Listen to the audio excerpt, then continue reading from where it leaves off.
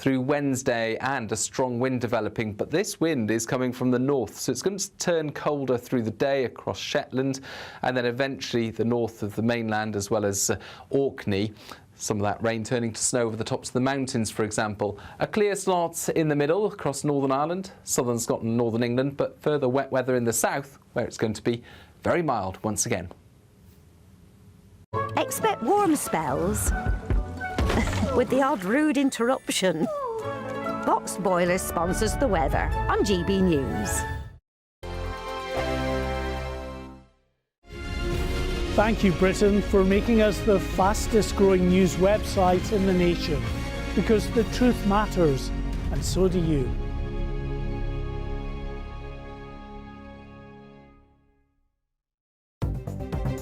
Good morning. This is the latest AI travel news from GBNews.com. The A8 westbound at Port Glasgow is restricted due to a broken down vehicle.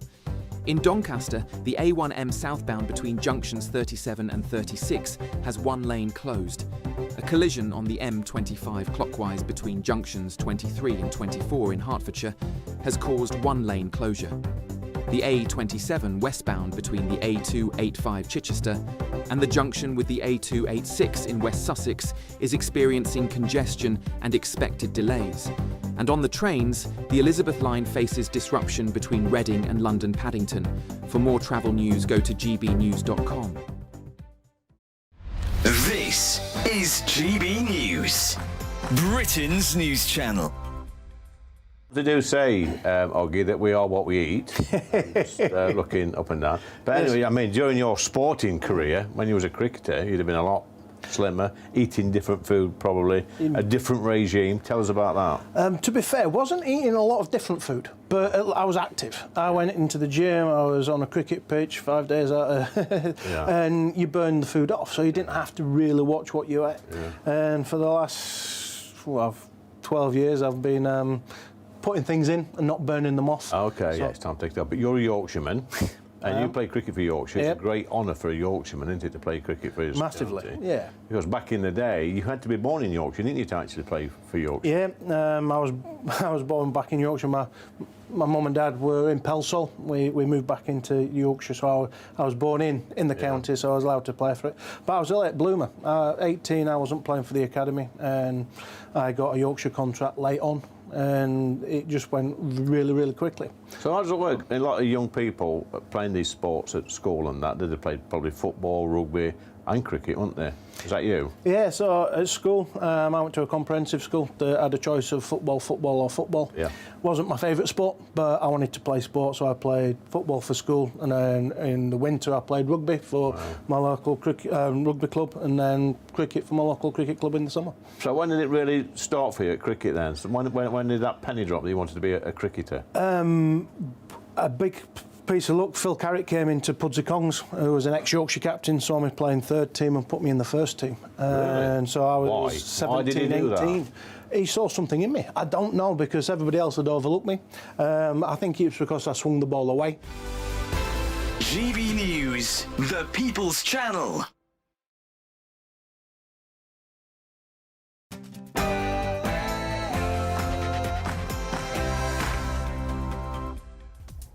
Good morning, it's 9:30 on Tuesday the 11th of November. We are live across the United Kingdom. This is Britain's Newsroom with Olivia Utley and Miriam Cates.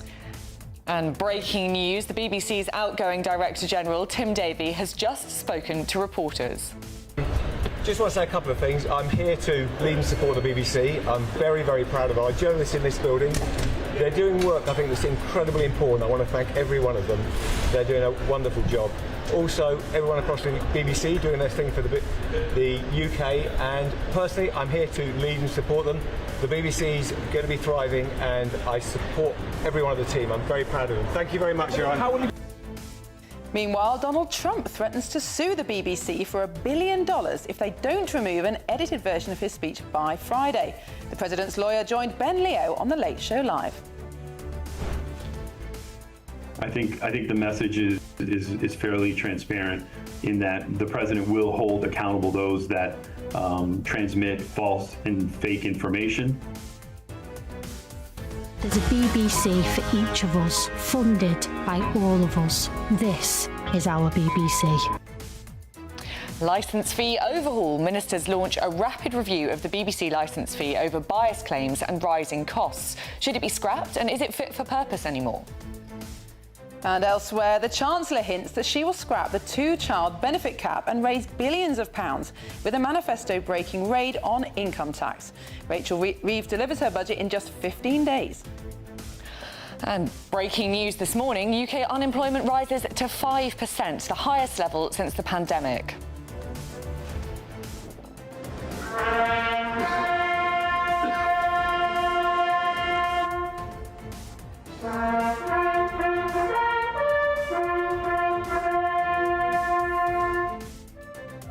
And the nation will fall silent later this morning to mark Armistice Day, honouring the moment a ceasefire was declared in 1918 on the 11th hour of the 11th day of the 11th month, with a 2-minute silence.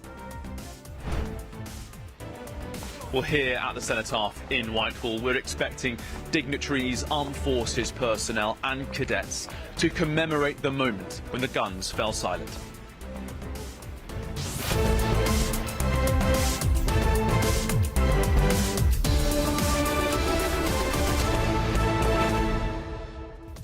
Olivia, really interesting to hear from from Tim Davie there, who of course is the outgoing Director General of the BBC. But from all the coverage of what BBC insiders are saying, it doesn't seem like they've really understood the enormity of the problem. Well, exactly. When we heard the BBC chair speak yesterday, she seemed to suggest that the Michael Prescott report, which alleged all of these very, very serious claims of institutional bias, was just wrong, which does imply that they haven't really understood. And also, of course, the very fact that Tim Davie took a week to do anything at all is pretty astonishing. From the sounds of it there, Tim Davie just had enough, hadn't he? Who would want to be the next Director General? Well, that is a really good point, actually. It's become such a difficult job with so much scrutiny that it is going to be hard to find the right person. But, you know, the more I think about this, the more influence I realise the BBC has had, not just over media, but over our entire culture, whether that's in schools, over sports.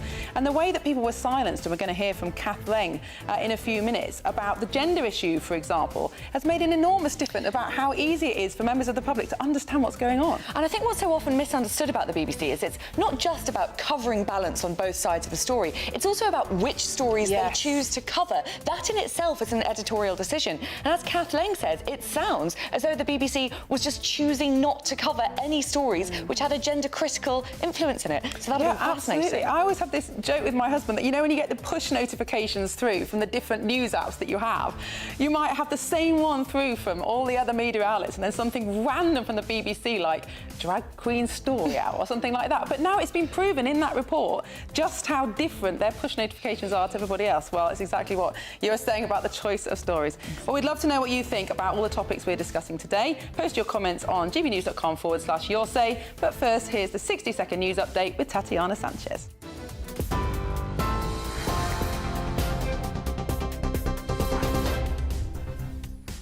Good morning. The top stories from the GB Newsroom. While the outgoing BBC Director General Tim Davie says he's very, very proud of BBC journalists a day after the US President Donald Trump threatened to sue the corporation for $1 billion. Today marks Armistice Day, commemorating the end of World War I in 1918 and all who died in the armed forces conflict since. The armistice was signed by German and Allied generals on the 11th of November 1918 to bring an end to over 4 years of fighting in which around 9 million military personnel were killed.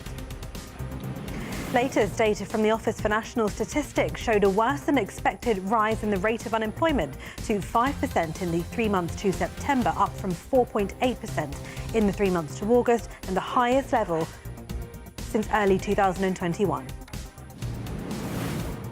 And a High Court judge is to rule on whether an Essex council is successful in its bid for an injunction that would block asylum seekers being housed in a hotel. Epping Forest District Council is taking legal action against the Manny Hotels, which owns the Bell Hotel, claiming accommodation asylum seekers that breaches planning rules. Those are the latest headlines. For now, more from me at the top of the hour. Tune into GB News Radio wherever you are, online, on DAB digital radio, on TuneIn, on Radio Player and on your smart speaker. Just say, play GB News.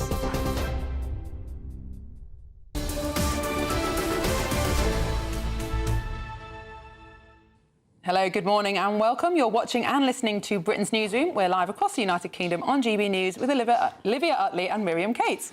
Well, in the last few moments, the outgoing Director General of the BBC says he's proud of BBC journalists. This comes as Donald Trump has threatened to sue the BBC for $1 billion over the editing of his speech in a Panorama documentary. Well, last night on The Late Show, GB News' Ben Leo had an exclusive interview with the lawyer representing President Trump, Alejandro Brito. Take a listen to this. What do you want them to respond with? What are you looking for? What is the President looking for by that Friday deadline? The letter completely states our position with respect to what transpired, as well as what the president seeks, which are three things. Number one, a full and complete retraction of the defamatory statements made by the BBC. Two, an apology to the president for engaging in such intentional and biased reporting. And three, a monetary settlement proposal to be made by the BBC in order to remedy the financial harm that they caused the president to suffer as a result of their intentional conduct. Well, it's reported this morning that the BBC is set to confront challenges regarding the TV licence fee in the coming weeks as ministers initiate a fundamental review of the broadcaster following bias allegations. So, is the broadcaster still fit for purpose? Well, let's speak to Kath Leng, who's the former chief writer for the BBC News.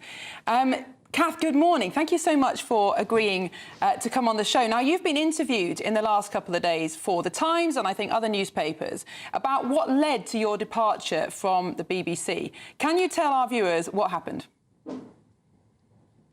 Well, it started about 8 years ago. I realised there was something wrong with the way the BBC was reporting the sex and gender issue, and I started pitching stories and seeking meetings with editors, trying to work to change the language. I spoke to so many different editors and programme makers and emailed dozens of them across politics, health, education, even sport. I know nothing about sport. I'm not interested in sport, but I would make representations to sport to say, can you cover this story? As you say, there's a little bit in the Telegraph about some of the work I did on that, but you know, none of it really got anywhere. And I feel like what Tim Davies said, I think he's right to be proud of his journalists. I think a lot of journalists were actually let down by management. There's a body of journalists doing very good work, but some of us were just used as human shields. We raised these difficult issues, nothing was done, and still now they're denying that institutional bias exists on this particular issue. This is the one that we're interested in, specifically sex and gender. Very little has changed. I mean, it does sound like it really was institutional because, as you say, it wasn't just one department, it was across lots of departments, and it seems to be happening at every single layer of hierarchy within the BBC. What do you think is going on? Do you think it's a problem with the way that journalists were trained not to understand the importance of due impartiality within the BBC? Or is it a question, perhaps, of the BBC only hiring people from one kind of thought background, if you like, and not really prioritising diversity of thought? I think there was a problem when there were two identity correspondents appointed back in 2018, and they were definitely on the gender belief side of things. No, I think this is really a definition of, it could be a definition of institutional bias, because there are plenty of people in the BBC who are questioning and curious about this issue and would like to do more work on it. But the BBC, you can't. I mean, it's built into the framing of the way it's covered. So even if you do cover a story like this, you are forced to cover it within the framing of preferred pronouns. You have to acknowledge, you can't question the existence of gender identity. You can't cover it in a truly investigative way. So that's what I would call institutional bias. It's built it's carved into the walls of BBC journalism on this issue. So there are people who would like to do more work on it, and there were people who did work on it. For example, when you look at the fantastic work on the Tavistock by Deb Cohen and Hannah Barnes, and Esme Wren, the editor there. That was a wonderful piece of work, but it wasn't picked up anywhere else in the BBC because of resistance.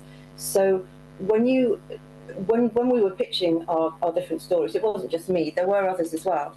When we were pitching our different stories, the existence of this unit, the identity unit, meant that all those other hubs, health, education and sport, they would bat it off. I was actually sent to the identity unit with my sports stories. I couldn't believe that sport wasn't interested. And they would be considered the experts on it, so they would be the ones to cover the story. Of course, they never did cover the story because it was always very, very affirmative. The people that worked there had a very affirmative view.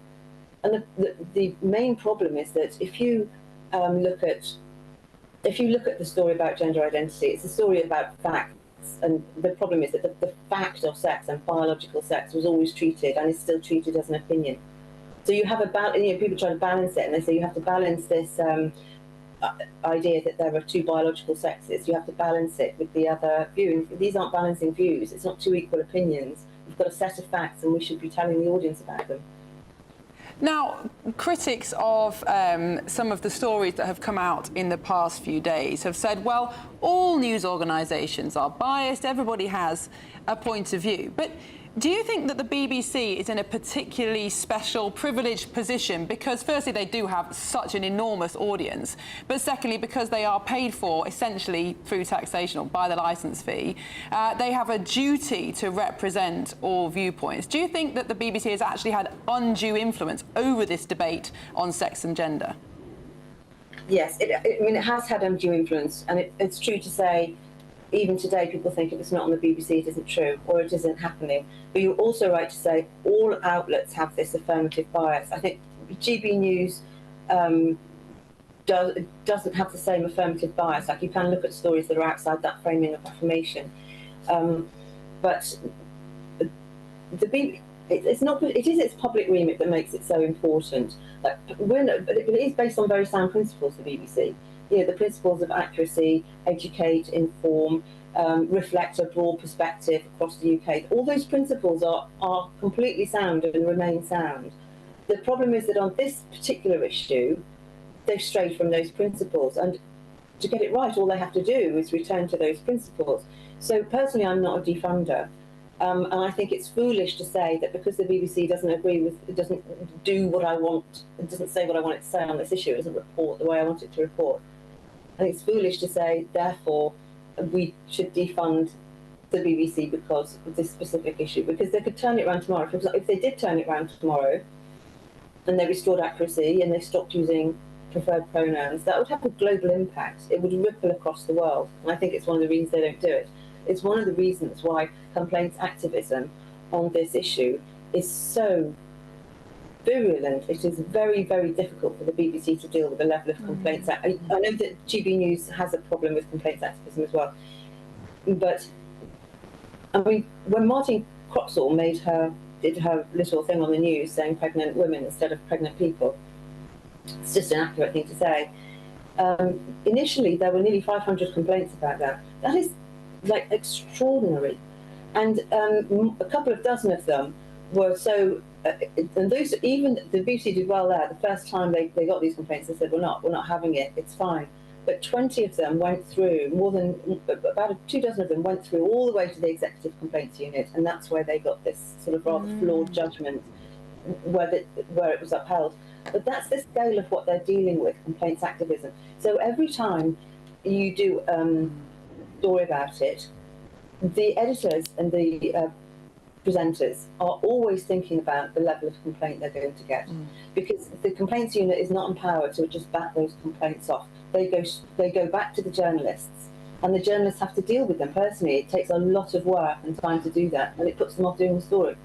Oh, well, thank you so much for speaking to us, Kath. That gives us such an interesting perspective on what's been going on. This idea of a very small but very, very vocal minority being able to essentially dictate the BBC's editorial position. Extraordinary. Complaints activism. I think that's a fantastic phrase. And you can see the BBC's position if Martin Croxall just raising her eyebrows generated 500 complaints, all of which they had to deal with. You can see why they're put off being a bit braver. Complaints activism. She's I've written it down. I like that. I'm going to use it. It's a very good description of what was going on. Well, in response to this, the BBC said, we do not comment on individual staff members or former staff members. All news staff are required to comply with the BBC's social media guidelines, and we take the appropriate action when these are breached. The chairman of the BBC, Samir Shah, said this yesterday. Since the publication of Mr Prescott's memo, this issue has led to over 500 complaints. These are now being dealt with in the normal way. It has also prompted further reflection by the BBC. The conclusion of that deliberation is that we accept that the way the speech was edited did give the impression of a direct call for violent action. The BBC would like to apologise for this error of judgment. I think the agenda issue is so important where the BBC are concerned, because it's not just about their broadcast, it's about the materials that are put out in schools and used by schools that have had such a big impact on children as well. Absolutely, and I'm fascinated by 500 complaints about that Donald Trump speech being edited, 500 complaints as well about Martine Croxall rolling her eyes. That just shows the type of people who are writing in to the BBC. Don't write into us. We won't make you complain this morning. Well, still coming up, why has unemployment hit a 4-year high with 5% of the population out of work and looking for a job? But up next, we'll be checking in across Britain as the nation prepares to fall silent at 11 a.m. in tribute to those who lost their lives serving for their country. This is Britain's Newsroom, only on GB News.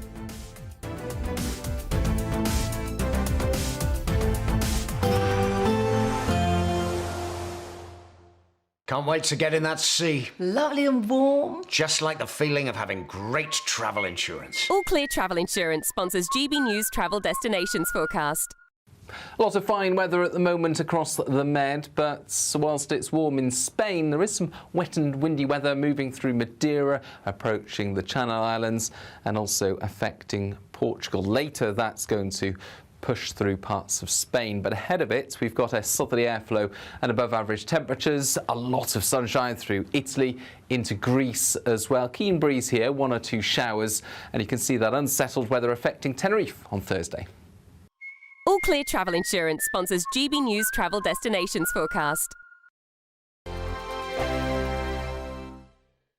At GB News, we love to hear from you, our loyal community. So drop us a line at gbnews.com/yoursay. There you can talk to each other and also to the presenters live on air. gbnews.com/yoursay, because GB News is your channel, Britain's news channel. GB News Breakfast, every day from 6 a.m. Some schools are banning birthday cakes from the classroom. Yeah, banning parents from sports. And now the great headline in the Telegraph, Labour puts the knife into nursery birthday cake. Apparently, new guidelines for the Department of Education are saying that you should not send your child into school with a cake when it's their birthday, because it's bad for them, it's going to make them fat, all the rest of this stuff. It's the nanny state once again on the march, isn't it? Is this a new thing? Because I don't remember ever taking a birthday cake. Yeah, we my did. Birthday. We did too. Took a birthday cake. And I think some schools I've seen that have a fake birthday cake, which is not nearly as nice, with a fake cake with a candle on, so you sing happy birthday and blow out the candle. But you know, I love the way Jacob Rees-Mogg. European GB News presenter has waded into this row saying, well, my children's nanny sends little cakes into school for all the children. Absolutely. He said the nanny sends them in. Only socialists know what is acceptable and what isn't. He says only socialists want to stop such innocent pleasures. And I think there's a real point about that. One school, actually, Broxburn Primary in Harrow, is saying, don't send your child in with a cake. Donate a book to the school library instead. I mean, that is just not a good substitute, is it? Cakes? No, my kids are 1 and 3, so they're not quite at that age yet. But it'll happen. It does it. I mean, it should, because there is. It doesn't have to be a big splodgy cake. It can just be something. But even if it's a bit of a treat, there's no way the calories of school birthday cake are the calories making people fat. No. So we should focus on the big issues rather than ruining this fun. Well, yeah, I mean, I'm not a killjoy. I think kids should have a bit of fun. I just didn't know it was a thing. Yeah, it's all changed since my day. I think maybe it's the teachers who don't like the sugar rush the kids get afterwards, and they can't keep control in the classroom. GB News, the People's Channel. Join me, Nana Okwir, for an informative, interactive news programme with a difference. It's fun. No, you didn't say that, Dave. I'm so surprised. I think there's an element of truth to that. Join me from 3 p.m. every weekend, only on GB News, Britain's news channel. In the GB Newsroom, we bring you the news as it happens. With our team of dedicated journalists across the UK. We're ready to keep you up to date with what's happening every half an hour, every single day. Bulletins here on GB News. The People's Channel. Britain's news channel.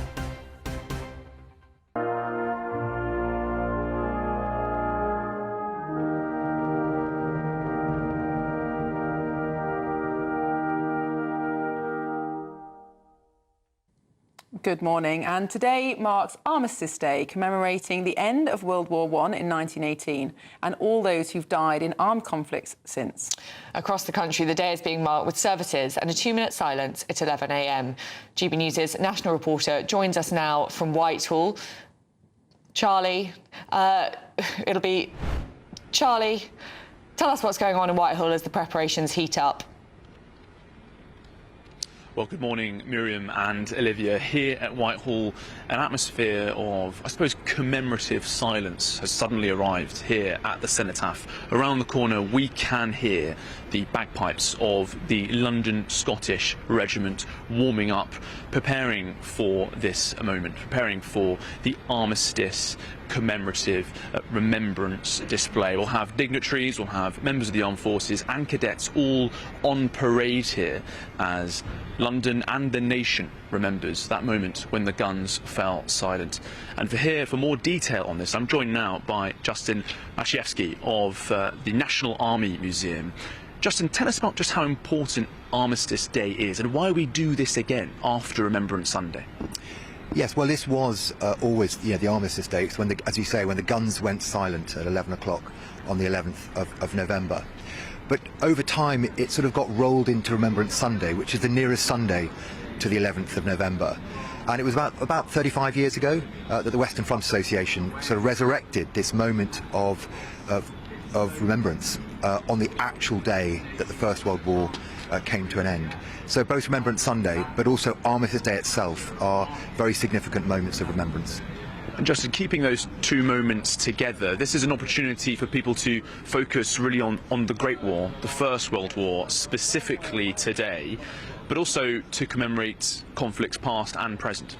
Yes, I think this day, more than Remembrance Sunday, actually really makes us focus on the First World War. I think obviously we're remembering all people who've sacrificed their lives for our freedom in this country, and they came from all around the world. But I think, for me, the 11th of November is a moment to reflect on the First World War. And in a way, it was the First World War where remembrance was really born as an activity in this country. So it's a very important day. Justin Masiewski, thank you very much for your time this morning. And here later today, we'll have members representing the Niuean community, a South Pacific island very close to New Zealand. 4 men who fought and died for the British Empire are buried in Hornchurch. And for the first time, we're going to have the grandson of the first premier of that island nation here, as dignitaries and representatives from all 3 arms of the services will be here. And we'll be returning to Charlie later on in the programme. Well, still ahead, we're hoping to be joined by Nigel Farage at the Cenotaph, and you won't want to miss that. This is Britain's Newsroom, Britain's favourite morning show on GB News.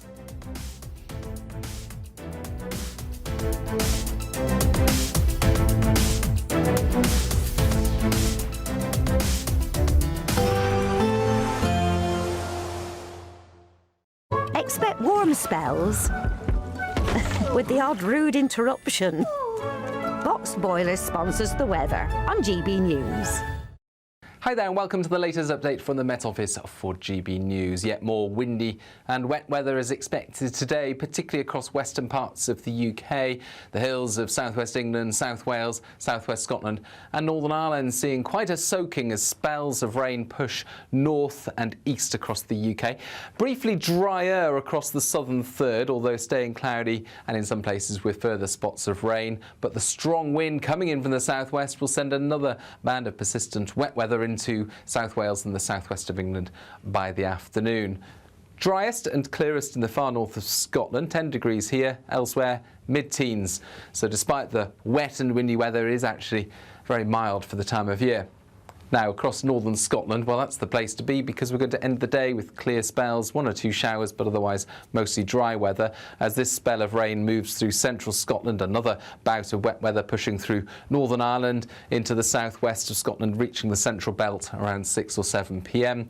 And then this wet weather moving through western England and Wales, a very soggy end to the day for Cardiff, for Exeter, and then that sweeps through the Midlands into eastern England through the evening, although fizzling out, so not much rain really for the southeast. A very mild night for the vast majority with that strong wind and areas of cloud in the south. Temperatures staying up at 14 or 15 Celsius, single figures further north, and having seen a dry day in northern Scotland on Tuesday, we're going to see spells of rain through Wednesday and a strong wind developing, but this wind is coming from the north, so it's going to turn colder through the day across Shetland and then eventually the north of the mainland as well as Orkney. Some of that rain turning to snow over the tops of the mountains, for example. A clear slot in the middle across Northern Ireland, southern Scotland, northern England, but further wet weather in the south where it's going to be very mild once again. Expect warm spells with the odd rude interruption. Boxed Boilers sponsors the weather on GB News. Thank you, Britain, for our more than 2 million YouTube subscribers and more than 2 billion views. That is Britain watching, sharing and making its voice heard louder than ever before. Good morning, this is the latest AI travel news from GBNews.com.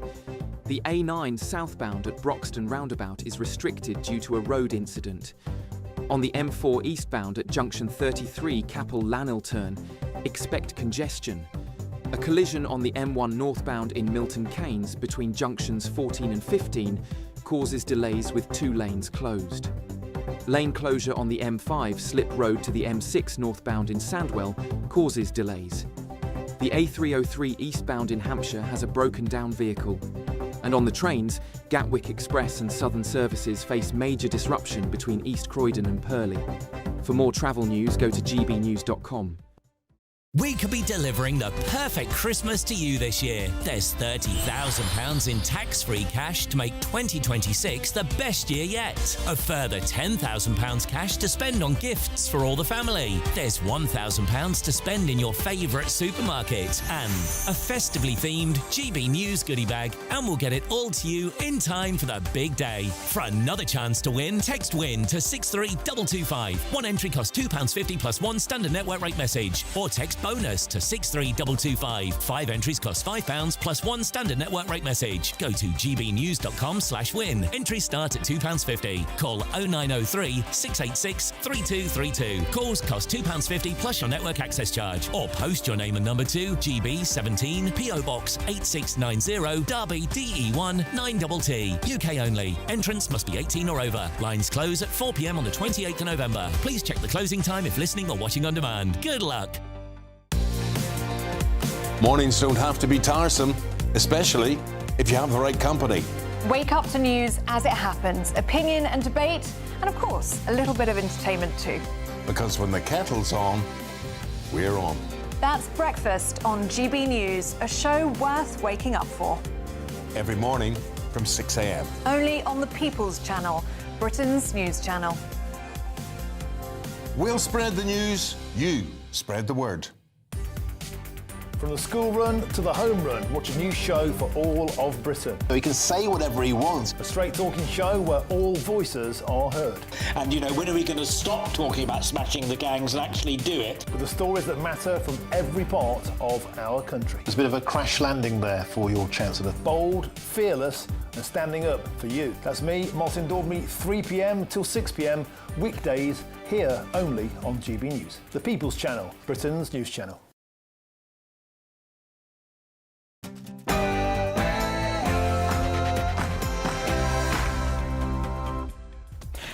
It's 10 o'clock on Tuesday, the 11th of November, live across the United Kingdom. This is Britain's Newsroom with me, Olivia Utley, and Miriam Cates.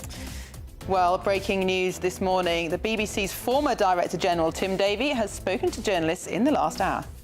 They're doing work, I think, that's incredibly important. I want to thank every one of them. They're doing a wonderful job. Also, everyone across the BBC doing their thing for the the UK, and personally I'm here to lead and support them. Meanwhile, Donald Trump threatens to sue the BBC for $1 billion if they don't remove an edited version of his speech by Friday. The president's lawyer joined Ben Leo on The Late Show Live.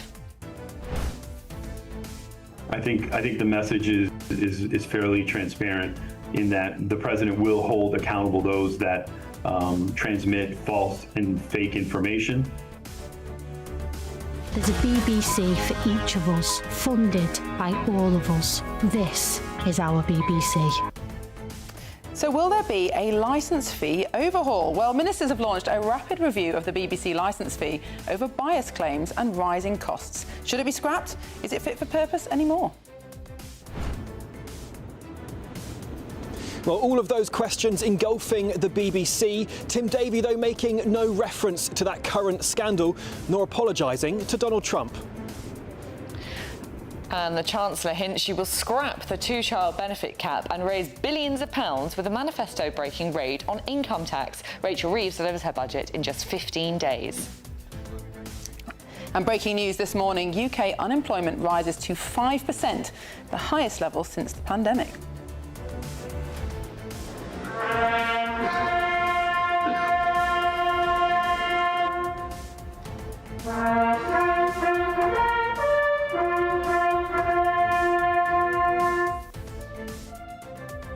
And the nation will fall silent later this morning to mark Armistice Day, honouring the moment a ceasefire was declared in 1918 on the 11th hour of the 11th day of the 11th month, with a 2-minute silence. Well, here at the Cenotaph in Whitehall, the final preparations are taking place ahead of that commemorative moment when, here in London and across the nation, we remember when the guns fell silent.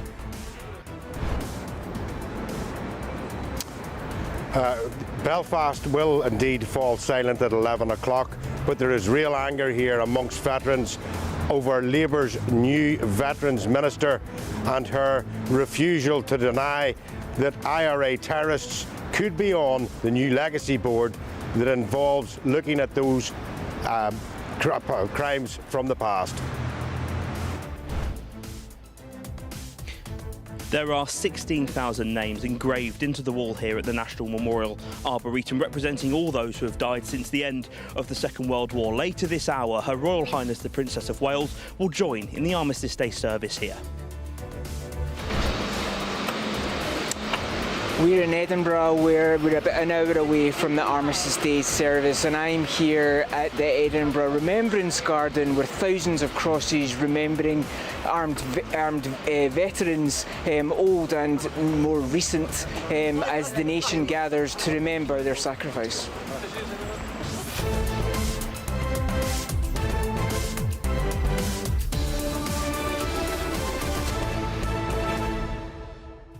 So, Olivia, a really important day in our nation's annual calendar, Armistice Day, of course, in 1918, when the ceasefire was signed. Now, I was reading this morning that tragically 2,700 men lost their lives on that final day of the war, between the agreement being signed at 5 o'clock in the morning and coming into force at 11 o'clock in the morning. Just an absolute tragedy, the number of lives lost. lost. Such a sad story about a French soldier who was killed just 15 minutes before the armistice, and a Canadian soldier killed just 2 minutes before the armistice. I think it's also worth noting, I mean, obviously both the First and Second World War are now fading out of living memory. Last year there were 20 World War II veterans at the Armistice Day parade. This year there's only 10.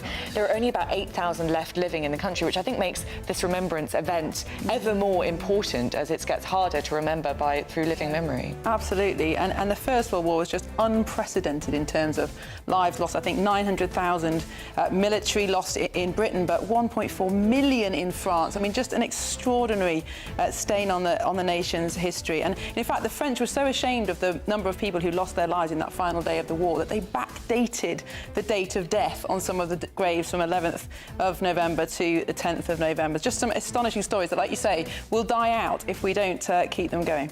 Well, we'd love to hear what you think about that and everything else that we'll be talking about today. Please send your views and post your comments by visiting gbnews.com/yoursay. But first, here's the news with Tatiana Sanchez.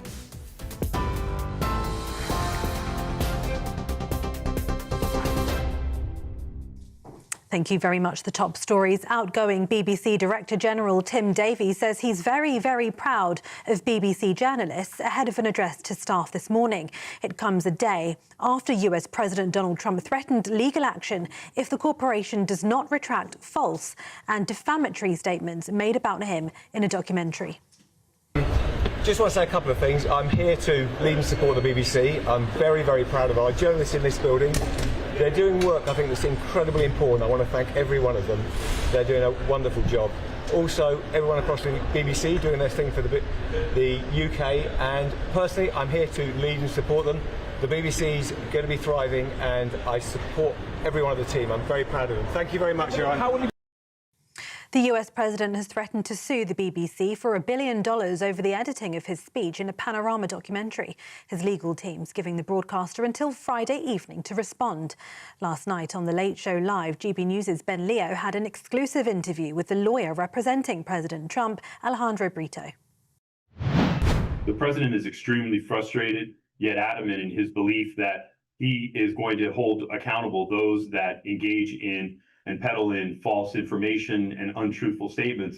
And so he's upset about it for his own benefit and really for the community as a whole, given the fact that institutions such as the BBC have the ability and the free rein to engage in such defamatory conduct. Shadow Culture and Media Secretary Nigel Huddleston told GB News the BBC owes Donald Trump a huge apology. We were wrong, and Donald Trump has a perfectly legitimate concern here. It could be perceived to be misleading. It transparently was. I mean, doctoring the video, but also the whole programme, there was issues. If you look at the number of people who were interviewed, it was 10-1, the people who opposed Donald Trump to those who supported him. And there wasn't a compensatory programme for Kamala Harris. So I think the president has some legitimate concerns. When they make an error and when they have an error of judgment, which, by the way, the BBC chair has now admitted, they need to admit that they got it seriously wrong. What they did was mislead the public and give the impression that Donald Trump said something that he transparently did not. Local Government Minister Alison McGovern told GB News the BBC is one of her constituents' most trusted media organisations. I hope he is proud of the staff at the BBC, because I know that my constituents rely on and largely trust the BBC. It's one of our most trusted media organisations. And I would say, just as I was saying before a moment ago, if there actually have been editorial issues, the right thing is for the BBC to apply high journalistic standards and to get on and sort the problems out. If there are questions of, problematic edits or whatever, deal with the problems. I'm sure many people in media organisations like yourselves have experienced that. People should leave their political views at the door when they go into work as a journalism and ask the right questions and get to the truth. According to The Telegraph, the BBC is set to confront challenges regarding the TV licence fee in the coming weeks as ministers initiate a fundamental review of the broadcaster following allegations of bias. Culture Secretary Lisa Nandy is reportedly preparing to begin her consultation on the BBC's Royal Charter before Christmas. Now, today marks Armistice Day, commemorating the end of World War I in 1918 and all who've died in armed conflict since. The armistice was signed by German and Allied generals in 1918 on the 11th of November to bring an end to over 4 years of fighting in which around 9 million military personnel were killed across the country. The day is being marked with services and a 2-minute silence at 11 a.m. Those are the latest GB News headlines. For now, more from me in half an hour.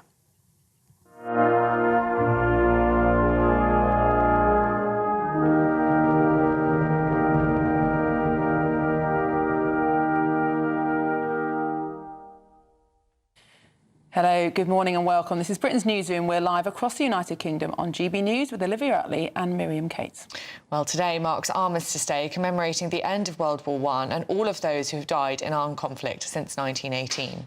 Well, across the country, the day is being marked with services and a 2-minute silence at 11 a.m. And the GB News national reporter Charlie Peters joins us now from Whitehall. Charlie, good morning. Tell us what you're seeing in the moments before the important commemoration.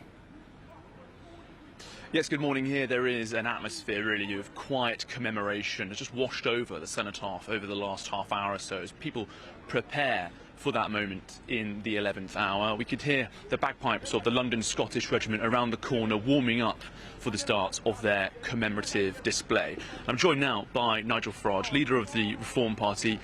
Nigel, a lot of people, I suppose, are wondering why we do this again. Remembrance Sunday and then Armistice again. Talk us through it. Well, this is it, isn't it? 11, 11, 11, coming up in just under an hour's time. And this is when the nation used to halt for the 2-minute silence, and the service happened here. Then after World War II, it was moved for convenience reasons to Remembrance Sunday, and the 11th sort of faded away a little bit until 34 years ago, the Western Front Association, of which I've been a member since the 1980s, got permission to hold a service here on the 11th if it didn't coincide with Remembrance Sunday. So for the last 34 years, there's been a service here, and interestingly, around the country. There'll be railway stations today at 11 o'clock that ask people to stop for 2 minutes. So the 11th itself has come back into significance, and I personally think that's a very good thing. Resurrected by the Western Front Association, which now have around 6,000 members. Today we'll also have a representative from the island of Niue. The Niuean forces, 150 men volunteered. An island that has a population now of just 1,600. Someone knows someone who served in the Great War, of course, on that island, showing just how vast the empire's involvement was in the Great War. Yeah, I mean, it was a world war. There were so many countries involved in it, and it's very interesting. 40% of the entire contribution of World War I and World War II came from the Empire/Commonwealth, and all of them volunteered. None of them were pressed into doing it. So, no, we do remember very, very much the contribution of the Commonwealth, and that's why here on Sunday you saw the ambassadors from nearly 50 countries laying wreaths. And Nigel, you spoke about railway stations. I think for Armistice Day, the sense of civic community is so important. We'll also hear about PALS battalions. We'll hear about football teams commemorating this day. There'll be representatives from the Football Association here as well. It demonstrates really just how the entirety of society was involved in that process. Yeah, I mean, one of the fascinations of World War I, it's the first time we have a large-scale civilian army, initially volunteers, then of course conscripted in 1917 and 1918. And yes, the whole country was involved, the whole country suffered loss. I think there were about 3 villages in the whole of England and Scotland and Wales that didn't lose someone in the Great War. So, yeah, I mean, you know, when I was young, the shadow of this still hung actually pretty heavily. Less hope perhaps now, and of course there's no one left from World War I, and even our World War II veterans are getting older. But what I've noticed, there seems to be an uptick amongst the younger generation that are turning up to services all over the country. Interest in this is far from gone. And also we're hearing from the Prince of Wales, encouraging people, young people in particular, to wear a poppy. Now, Nigel, obviously, Remembrance is also quite a private moment. During those 2-minute silence, what you think about and who you think about is often for you and you alone. Yeah. But what are some of the stories and some of the memories that you recall during this period of Remembrance? Are there particular theatres that you focus on? Well, what I think about is my grandfather's company going on a night raid, 58 of them killed or wounded, and I've actually been and visited the spot, and my grandfather was badly wounded, and there are the graves of lads he was with who were killed right next to him. So I think, well, I'm lucky to be here. That's a very personal way of looking at it, but I just feel I'm very lucky to be here. We can hear the bagpipes warming up in the background now. Do you get the sense that people attending here will have that moment of realising how lucky we all are to be here and to reflect on what those men and women sacrificed for us? Well, there's no doubt that had it not been for the 2 wars, despite their absolutely vast cost to us and many other parts of the world, we would not have lived with the basic freedoms that we have for the last 80 years. It's just as simple as that, and that's why it matters, and that's why it'll go on mattering. Nigel Farage, thank you very much for your time this morning. Well, Miriam, Olivia, you've heard it there. Everyone will have a moment today to think about and reflect on members of their family, members of their community, who were related to those or knew those who fought in the Great War. When the guns fell silent in 1918, so too shall we fall silent here at the Cenotaph in the 11th hour. Well, thank you so much, Charlie, and thank you, Nigel, too, for that really personal interview about what Remembrance means to him. Well, let's cross live to GB News' Northern Ireland reporter, Dougie Beattie, who joins us now from Belfast. Yes, appalling weather here in Belfast at the Cenotaph at the side of Belfast City Hall. No pipe bands getting warmed up here yet. In fact, they're building a Christmas market just in the grounds of the City Hall, just in front of me. But really, it is a very sombre and dignified day in Northern Ireland. In fact, across all of Ireland, you've got to remember that in the First World War, Ireland was as one, and in fact, there wasn't one village or town across the whole island of Ireland that did not lose young men at that point. Also, Northern Ireland per capita gives more to the British forces than any other part of the UK, and most of those come from working class areas. Now, there has been real anger here over the weekend because Labour's policy on bringing veterans back to court to face charges of what they did in the Troubles in Northern Ireland. The Labour government did away with the Legacy Act that the Tories had brought in, and they are now bringing in one of their own. The second reading of that, we will believe it will be on the 18th or 19th of November, and the new Minister for Veterans, Louise Sandra Jones, has walked herself into a bit of trouble over the weekend when she has not denied that previous terrorists of the IRA will be able to sit on those boards that examine legacy and who will be taken to court and who will not. So veterans very angry here at the moment. I mean, we spoke to one on Sunday, a Sergeant Major in 3 Para that was involved in the bloodiest battle in the Falklands War, and he talked about bringing young men behind stones to try and keep them alive as they had openly ran across a minefield to attack the Argentinians. And he talked really about his worries then and about how you had to go on in battle and be very proud of what those young men had actually done. That's the reality of war, and unfortunately now what we're seeing is these veterans being taken back to court, and Labour promised that that wouldn't happen, but really their legacy bill will protect witnesses, and this will be a major story in the next 2 weeks. Dougie Beattie, thank you so much for that report from Belfast. And it is a reminder, Olivia, that the consequences and the repercussions of that First World War do continue today. And like you were saying earlier, it's passing further and further from living memory, but so important to carry those stories forward from across all 4 nations of the United Kingdom. Exactly. I find it quite moving when I see, very young people in their teens wearing a poppy, and not even their grandparents will have had anything to do with these wars, and yet they do still remember. And that is because we have honoured this tradition of remembrance every year in this country. And it has become more and more popular in recent years. Until the 90s, it was really only Remembrance Sunday that we commemorated. But since then, Armistice Day as well has had a bit of a revival and much more interest in what happened in those wars, which is it's good to see. It's something that brings our nation together. Really good to see. Well, it's reported this morning that the BBC is set to confront challenges regarding the TV licence fee in the coming weeks as ministers initiate a fundamental review of the broadcaster following allegations of bias. Well, add to that the £1 billion lawsuit that Donald Trump has thrown at the broadcaster. It's a bad time for the BBC. But this morning, the outgoing boss, Tim Davie, said he's very proud of all his staff. Well, GB News national reporter Will Godley joins us now. Will, what's the sense on the ground at the BBC? You're there, journalists are going in. Is there going to be a new Director General announced soon? What's the feeling about Tim Davie? Did he step down at the right time? Should he have gone earlier? What's the feeling on the ground? Well, one person at the BBC I spoke to earlier said, who on earth would want this job? It's certainly not the most attractive job, being Director General of the BBC, constantly being the punching bag for when things seemingly always go wrong. There's certainly been a number of scandals recently, and this one has definitely been the most high profile. Well, Tim Davie, who has been here in the last hour, is going to be addressing staff in the next few minutes for what could be the last time.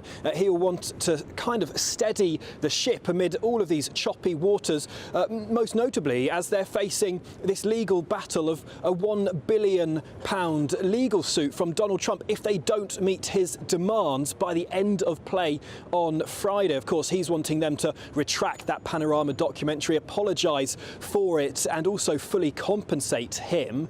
I was going to ask Tim Davie earlier as he was speaking to journalists whether he was going to apologise to President Trump. No answer answer to that. I was also going to ask if he was worried that this scandal could bring the end to the licence fee. Of course, we're seeing reports this morning that the government are going to begin conversations about the future of the BBC and the future of their next charter, that 10-year charter that will start from 2027, about what the BBC will stand for and how it will be funded. Of course, at the moment it is in writing that it is a legal requirement for that licence fee to be in place. But according to reports, the government will consider a wholesale reform of the licence fee as part of a comprehensive look at the way the BBC operates, and that could provide further challenges to the BBC as they've already made real terms cuts over the last few years as funding hasn't kept up with inflation, and a large part of the cuts has come to the news, and perhaps it's felt in the government that in order to restore public trust in the news, they need to increase some of that funding. They're going to be looking at how to do that as part of this next charter as these conversations are underway. Will Godley outside New Broadcasting House there. Thank you very much for that report. Now, the chairman of the BBC, Samir Shah, said this yesterday. Since the publication of Mr Prescott's memo, this issue has led to over 500 complaints. These are now being dealt with in the normal way. It has also prompted further reflection by the BBC. Well, it's time now for the Great British Giveaway. If you're feeling festive, how about Christmas on Us this year? So £40,000 of cash to spend on the Christmas of your dreams, £1,000 to spend on Christmas lunch from your favourite supermarket, and a GB News festive goodie bag. Here are all the details you need. You could win your entire Christmas on us this year, all magically delivered to you in time for the big day. There's cash, £30,000 in tax-free cash to make your new year go with a bang. There's also a further £10,000 to spend on all the gifts. We've also got Christmas lunch for you, with £1,000 in vouchers to spend at your favourite supermarket. And finally, a festive GB News goodie bag, so there's something for everyone under the tree. For another chance to win, text WIN to 63225. One entry costs £2.50 plus one standard network rate message. Or text BONUS to 63225. 5 entries cost £5 plus one standard network rate message. Go to gbnews.com/win. Entries start at £2.50. Call 0903 686 3232. Calls cost £2.50 plus your network access charge. Or post your name and number to GB17 PO Box 8690 Derby DE1 9TT. UK only. Entrance must be 18 or over. Lines close at 4 p.m. on the 28th of November. Please check the closing time if listening or watching on demand. Well, up next is the driving theory test too hard. New data shows one driver has failed 128 times without success. Well, I've never tried it. I can't drive, so I can't laugh. No, well, we'll be going through that and much more with two men who know their speed limits and stopping distances, we hope. Royal historian Rafe Handel-Menku and political commentator Nigel Nelson. This is Britain's Newsroom, live on GB News. Westminster's full of talk, but out here, it's the real world. Am I allowed to talk now? No, that's it. This is where it matters, real people and real lives. That's what politics is all about. In fact, has Trump made a good start? No. Straight answers, no spin, and just a couple of pints. How many fingers have I got up? About 10. So join me for Lee Anderson's Real World every Friday at 7 p.m, only on GB News. The People's Channel, Britain's news channel.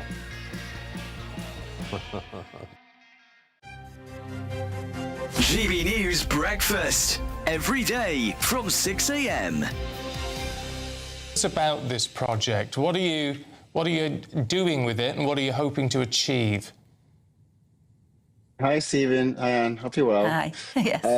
Well, I'm partnering with Genesis Care, which is a private healthcare company, and basically following their research, which shared that the number one fear of people who get diagnosed with glioblastoma is that they lose their memories.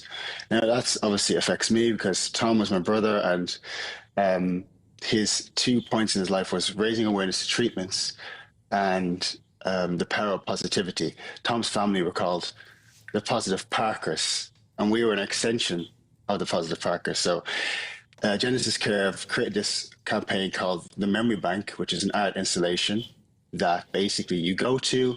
It was in the Westgate Shopping Centre in Cambridge, and now it's in the Genesis Care Centre. Just here in the UK, it's about 13,000 people are diagnosed with this sort of primary brain tumour, glioblastoma, as you were saying. Did Tom ever say that was his greatest fear, was losing his memory? He didn't really. Tom lived in the moment. He never made us feel like he was diagnosed. He was always positive. Even in his worst days, he'd come in with a smile on his face. And what comes to mind is he'd go into an interview like this and say wonderful things about life, like such spiritual, deep messages. And I'd turn to him and I'd say, Tom, that was just phenomenal. And he'll say, like, I've no idea what I just said. GB News, the People's Channel. You want to know what's really going on in the corridors of power? Labour don't know what to do with you half the time, and that makes you quite lethal in the chamber. Get behind the headlines with Chopper's Political Podcast. Join me, Christopher Hope, as I sit down with the great and the good of British politics. We'll see where this ruling takes us. These are the stories shaping our nation. Chopper's Political Podcast, available now on all platforms. Listen in and stay ahead.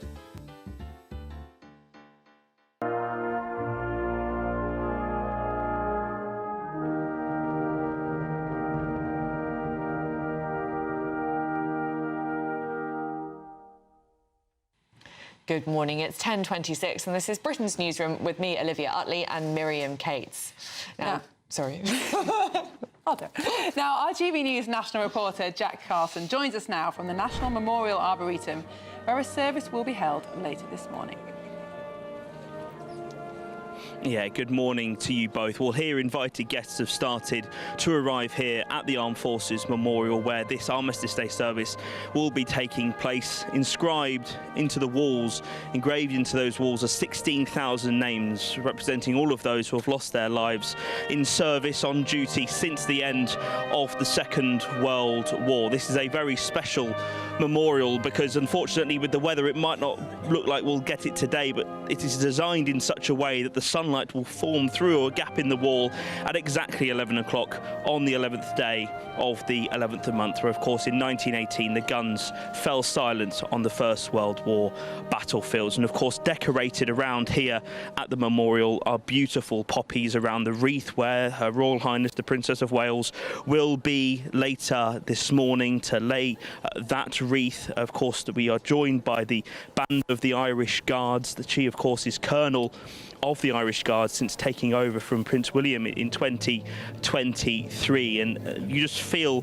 the enormity of the occasion here for Armistice Day, being here at the Armed Forces Memorial. Of course, how not only sombre and reflective this is, but also how important this memorial is, because it is that reminder for all of us to know that conflict did not end at the end of the Second World War. It continued on, and these on the walls here are the names of those people who ultimately lost their lives because of their duty, of their service, and ultimately their sacrifice since the end of the Second World War. The names were engraved by computer originally, but since 2007 they've all been engraved by hand. Earlier this year I was lucky enough to be here to watch the latest names be engraved onto the wall here, and that reminder that people are still dying in service today in our armed forces. And the Princess of Wales, once she has laid that wreath, once we've observed that 2-minute silence this morning, will be directed and taken towards that part of the wall to read those names, to meet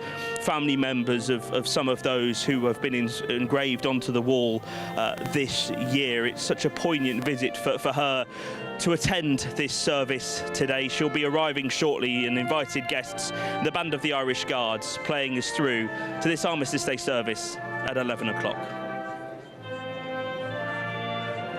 Well, thank you very much, Jack, for that wonderful report. Very moving ceremony about to happen there. And we're delighted to be joined now by Rafe and Nigel, who are going to be talking us through some of the other stories that are in the newspapers today. And Rachel Reeves planning to scrap... I'm going to start with you, actually, on this, Nigel. Rachel Reeves planning to scrap the two-child benefit cap. I mean, Reeves said during the election campaign over and over again that she wouldn't be raising taxes. She wouldn't be raising the main taxes on working people. She's now saying that she has to raise the main taxes on working people because of this major black hole in public finances. But it's not just a black hole, is it? She is choosing to raise spending, day-to-day spending. Yes, I mean, first of all, she wouldn't raise, if she does raise income tax, we're not absolutely certain, this is not a sort of rumour being put about by the Treasury, so when she doesn't do it, we'll all breathe a sigh of relief. I like that theory. But say she does do it. If she does it, the idea seems to be that it won't be on working people because you drop national insurance by 2p and increase income tax by 2p. So the people who are hit are going to be landlords, wealthier pensioners. Yeah. But the suspicion is that that will not apply to people on the higher and additional rate. So people in very ordinary jobs, like some nurses, some teachers, will be hit with a 2% income tax increase. Well, yeah, if the NI is not taken off higher rates. Yes, that's right. Yes, I mean basically we have this definition of working people now, which has taken some time to get to. There's a lot of people who work. Yeah, but someone earning below 46,000 is roughly the definition now. The reason that Rachel Reeves would do this with a child benefit cap, assuming she does the first one, is that Labour MPs will be furious she's breaking a manifesto commitment by increasing income tax. Now, it may be that she has no choice now. She needs one of the big taxes to rise. The advantage would be you could, of course, reduce it come the general election. So it may be worth taking all the political flack, and it'll be monumental, especially your lot, I would imagine, if she does that. I'm not your ex-lot then, yeah. So she would take that political flack now on the basis that she may be able to do something later. Everything depends really on economic growth, that she would have to grow the economy between now and the election to be able to do anything. Rafe, this discussion about the two-child benefit is absolutely fascinating because on the one hand, there is a strong argument to say, why should people expect the state, the taxpayer, to support their children? But on the other hand, we have a completely socialised system of old age, of pension benefits, where everybody gets it regardless. And so now we've discouraged people from having children because they're paying so much in tax to support the rest of the welfare state. Where do you think the balance should lie on this? Well, I mean, we know what the British public think. I mean, this always polls very badly with huge segments of the public. A lot of the public that Labour's trying to win back. So I'm not quite sure why they've come out with this policy. Look, the fiscal savings argument was the argument that was put in place for having the two-child benefit. By 2030, it's going to cost over £3 billion to actually have the abolition of the two-benefit child. And when you're trying to actually reduce the size of the welfare budget, which is burgeoning out of all control, this seems completely nonsensical. But it's also the fairness to taxpayers. You know, the idea was that, you know, people who are in work should not be dissuaded by the fact that people who aren't in work are earning more, receiving more money. Of people who are affected by this cap are in work.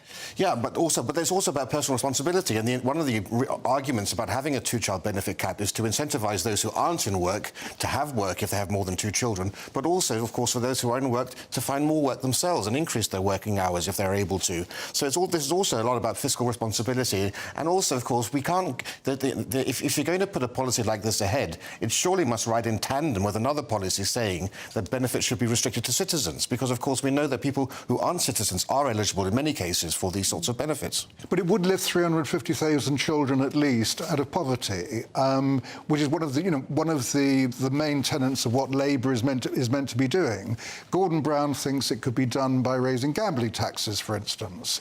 But obviously income tax is easier, and probably if Rachel Reeves stops hitting specific groups who understandably think it's unfair that they're being taxed when other people are getting off scot-free, and she raises income tax, we'll all moan, but at least it won't be individual groups. We'll all unite. That's a very, very good summary plan of to unite the budget. nation. Everyone's furious. Well, thank you very much to Rafe and Nelson. We'll be hearing from you lots more during the rest of the show. But for now, here's your 60-second news update with Tatiana Sanchez.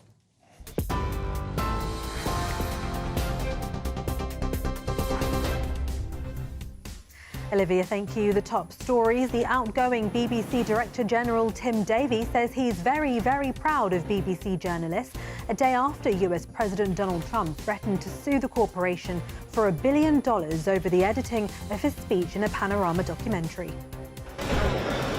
Today marks Armistice Day, commemorating the end of World War I in 1918 and all who've died in armed conflict since. The armistice was signed by German and Allied generals on the 11th of November in 1918 to bring an end to over 4 years of fighting in which around 9 million military personnel were killed.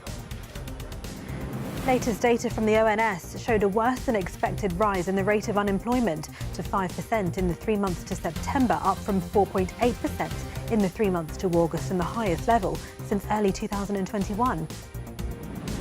A High Court judge is to rule on whether an Essex council is successful in its bid for an injunction that would block asylum seekers being housed in a hotel. Epping Forest District Council taking legal action against the Manny Hotels, which owns the Bell Hotel, claiming accommodating asylum seekers there breaches planning rules. And those are the latest headlines for now. More from me in half an hour. Take the GB News family with you on any device. As long as you have an internet connection, tune into GB News anywhere on the planet or beyond.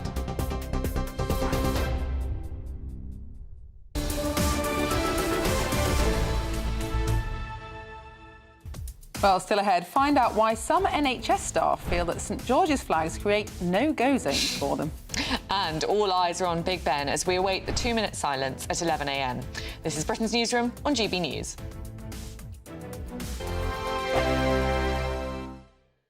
Hi there and welcome to the latest update from the Met Office for GB News. Yet more windy and wet weather is expected today, particularly across western parts of the UK, the hills of southwest England, South Wales, southwest Scotland and Northern Ireland, seeing quite a soaking as spells of rain push north and east across the UK. Briefly drier across the southern third, although staying cloudy and in some places with further spots of rain. But the strong wind coming in from the southwest will send another band of persistent wet weather into South Wales and the southwest of England by the afternoon. Driest and clearest in the far north of Scotland, 10 degrees here, elsewhere mid-teens. So despite the wet and windy weather, it is actually very mild for the time of year.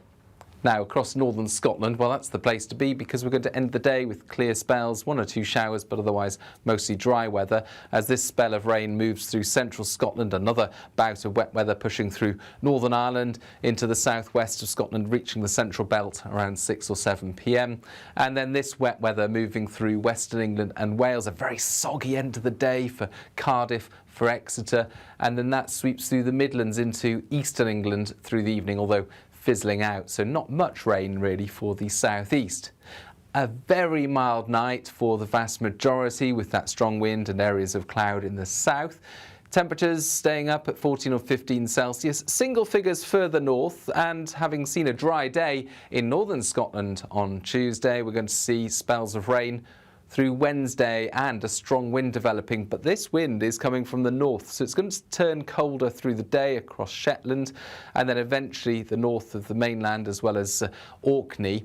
Some of that rain turning to snow over the tops of the mountains, for example. A clear slot in the middle across Northern Ireland, southern Scotland, northern England, but further wet weather in the south where it's going to be very mild once again.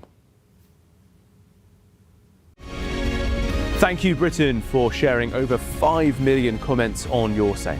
Because when you talk, we listen.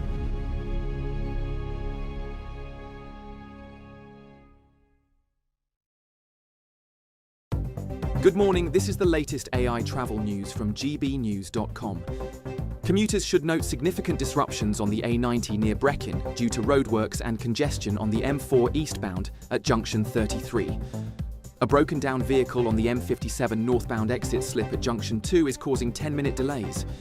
In Sandwell, a lane closure on the M5 slip road to the M6 northbound results in a 30-minute delay.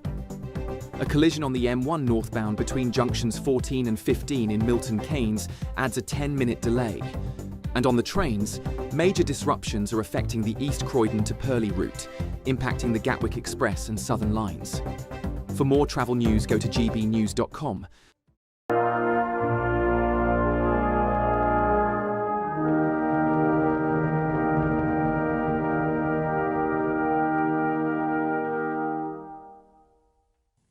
Welcome back to Britain's Newsroom. It's 20 to 11 and GB News Scotland reporter Tony Maguire joins us live now from Edinburgh. Tony, tell us about the preparations for the Armistice ceremony in Edinburgh. Yeah, good morning. We're about half an hour now away from Armistice Day commemorative event here in Edinburgh, and we're in the Edinburgh Memorial Garden just at the Scots Monument, really in the joining part of between the Old Town and the New Town.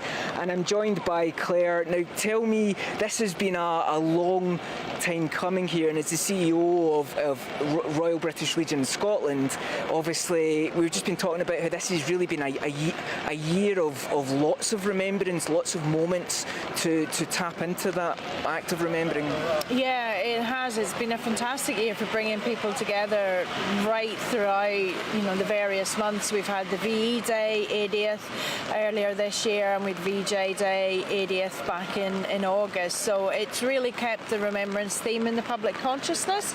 It's brought people together to remember and to reflect, and to also get the opportunity to meet and talk with the very few veterans that we have left, especially from World War II. So that's been a tremendous privilege to get to know some of them throughout the year as well. Indeed, I think every time we have a moment and we get a chance to hear from those veterans from those two great wars, we're reminded about how much we need to cherish kind of those moments. And as I said, we are in the Remembrance Garden today, and we're surrounded by lots of really lovely insignia. So can you tell me a little bit about the various groups and regiments and so on that are represented here? Yeah, so we have a really wide representation. We've got the current and antecedent regiments. We've also got corps and divisions represented, as well as a lot of military organisations and charities. So it's a fantastic opportunity for everyone to come along and see the breadth of representation, and to lay a personal cross as well on behalf of someone. Yeah, we saw those thousands that are around at the other side of the Scott Monument. It really is a very special place to walk through. And just lastly, I guess this is the kind of the big, Scottish remembrance service. And of course we've got a piper. Can you tell me a bit about them and kind of maybe what we're going to hear from them? Yeah, so the piper, we have had the kids from George Heriot's involved in our remembrance and many of our commemorative events now for quite some time. They're absolutely fantastic, so professional. They do an absolutely brilliant job leading us through the remembrance, active remembrance part of the service. So we're tremendously grateful to the school for allowing the pupils to take part, and just for the young people to be interested, invested in what we're doing here today. Fantastic, Claire, thank you so much. And as I said, we're about, now 20 minutes or so away from 11 o'clock, where the nation will stop to remember our veterans. And of course, we will remember many people in all parts of the country today. It is extremely heavy rain here in Edinburgh, but it has not dampened the spirits, nor indeed the will to remember those that we've lost. Great. Thank you so much for that report, Tony, from Edinburgh, and we look forward to hearing from you throughout the show. Now, we're joined again by senior political commentator Nigel Nelson and historian and broadcaster Rafe Haydel-Mankoo. Rafe, you have expertise in this. You know about what's going on with this Armistice Day. Can you talk to us a little bit about what Tony was saying there? Yes, so, today is really all about honouring and remembering the sacrifice, the blood, the tears, the sweat that was spilled to secure our freedoms and our liberties. But we also today, we're remembering also the lost dreams of all those young soldiers, who gave their today for our tomorrow. And it's said nowhere better than on the inscription on the tomb of the unknown warrior, where it says, "Greater love hath no man than this." And, we take our freedoms and our liberties for granted too often. And I think it's important once in a while to take just even 2 minutes to reflect on that and to honour them and their sacrifice. Armistice Day is celebrated around the world, of course, in Canada, Australia, all the Commonwealth, but also in France and Belgium it's a national holiday. The French wear the blue cornflower rather than the red poppy. In America it's Veterans Day. So the whole world is united around this in so many ways. Now, we're unique because we have Remembrance Sunday and we have Armistice Day. We're the only country in the world that has 2 days, and that's because in 1939, during the Second World War, which was just 2 months old, the British government didn't want to take 1 hour away from the war effort. They wanted people in the factories making those munitions and those armaments. And so it was said that the day of rest, Sunday, will be the better day for it. And so we do have these 2 different ceremonies. And thank you to the Western Front Association for putting this event on every year, as they do always so splendidly. And Nigel, it's hard to comprehend what the country would have been thinking and feeling on that day in 1918. I mean, the First World War still is, probably the greatest tragedy ever to befall mankind, and people would have been thinking about the hundreds of thousands in this country, but millions of young men across Europe and the world who'd lost their lives for what was just a ceasefire with very little territory taken, really, at that point. I mean, it was a huge sense of loss, not celebration. No, I think that's right, especially the First World War. I mean, bear in mind that the... So let me just interrupt you, Nigel, one sec. We were seeing live pictures of the Queen in Paddington Station, amazing displays of poppies there, and there she is meeting veterans and representatives. It's nice to see her back on Armistice Day. Last year she was ill, wasn't able to go to the Armistice Day, so it's wonderful to see the royal family playing such a huge part here. Yeah, sorry, what I was saying was that the First World War is weird in the sense that a relatively minor terrorist incident in Sarajevo led to the whole of Europe being at war within 37 days. And it was just an extraordinary kind of thing. So you're right. Of all the tragedies, the fact that that started that way and killed so many people, up to 40 million people died in that, is one of the worst disasters of recent history. And it should be noted also, there were 900,000 British armed forces who died, almost 900,000, and the decision was made not to repatriate their bodies back to Britain, but to bury them in cemeteries in the countries in which they died. So grieving families didn't have a grave to go to. And so it was the First World War that was the first time you really got an explosion of war memorials. There had been a few for the Crimean War and the First World War, but usually war monuments in Britain before that had been for victories or to celebrate heroes like Nelson or General Wolfe and so forth. And yet it was this explosion of memorials. And the Cenotaph was always going to be a temporary structure made of wood and canvas, but over 1 million people came to see it in 2 days, and the government realised there was a huge degree of support for having a permanent memorial. Originally supposed to be in Horse Guards Parade, but they decided to keep it in Whitehall, where it is today. And of course, it's also, so many traditions have come out through that. The first 2-minute silence was held on the forecourt of Buckingham Palace, not in Whitehall, in 1919, because there wasn't a cenotaph at that time. But it was the cenotaph and also the tomb of the unknown soldier that were both unveiled on this day 105 years ago. A body of an unknown soldier from France taken to Britain, carried by gun carriage, and when it arrived at the cenotaph, the King George V pressed a button and the Union flags draping the cenotaph fell to the ground.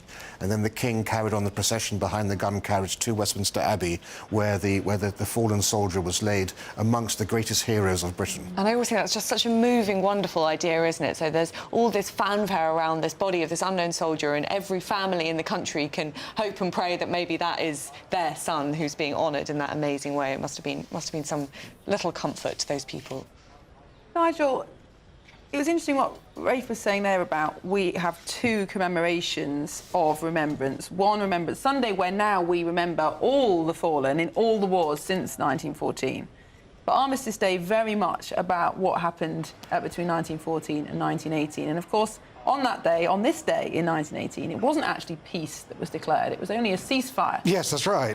It was the following year, the Treaty of Versailles actually declared the peace. But the armistice was the point when the guns would stop firing, although they didn't. I mean, people kept shelling each other all day, so it didn't. The Western Front didn't come to a sudden silence at 11 o'clock. It was a day of messing around, basically.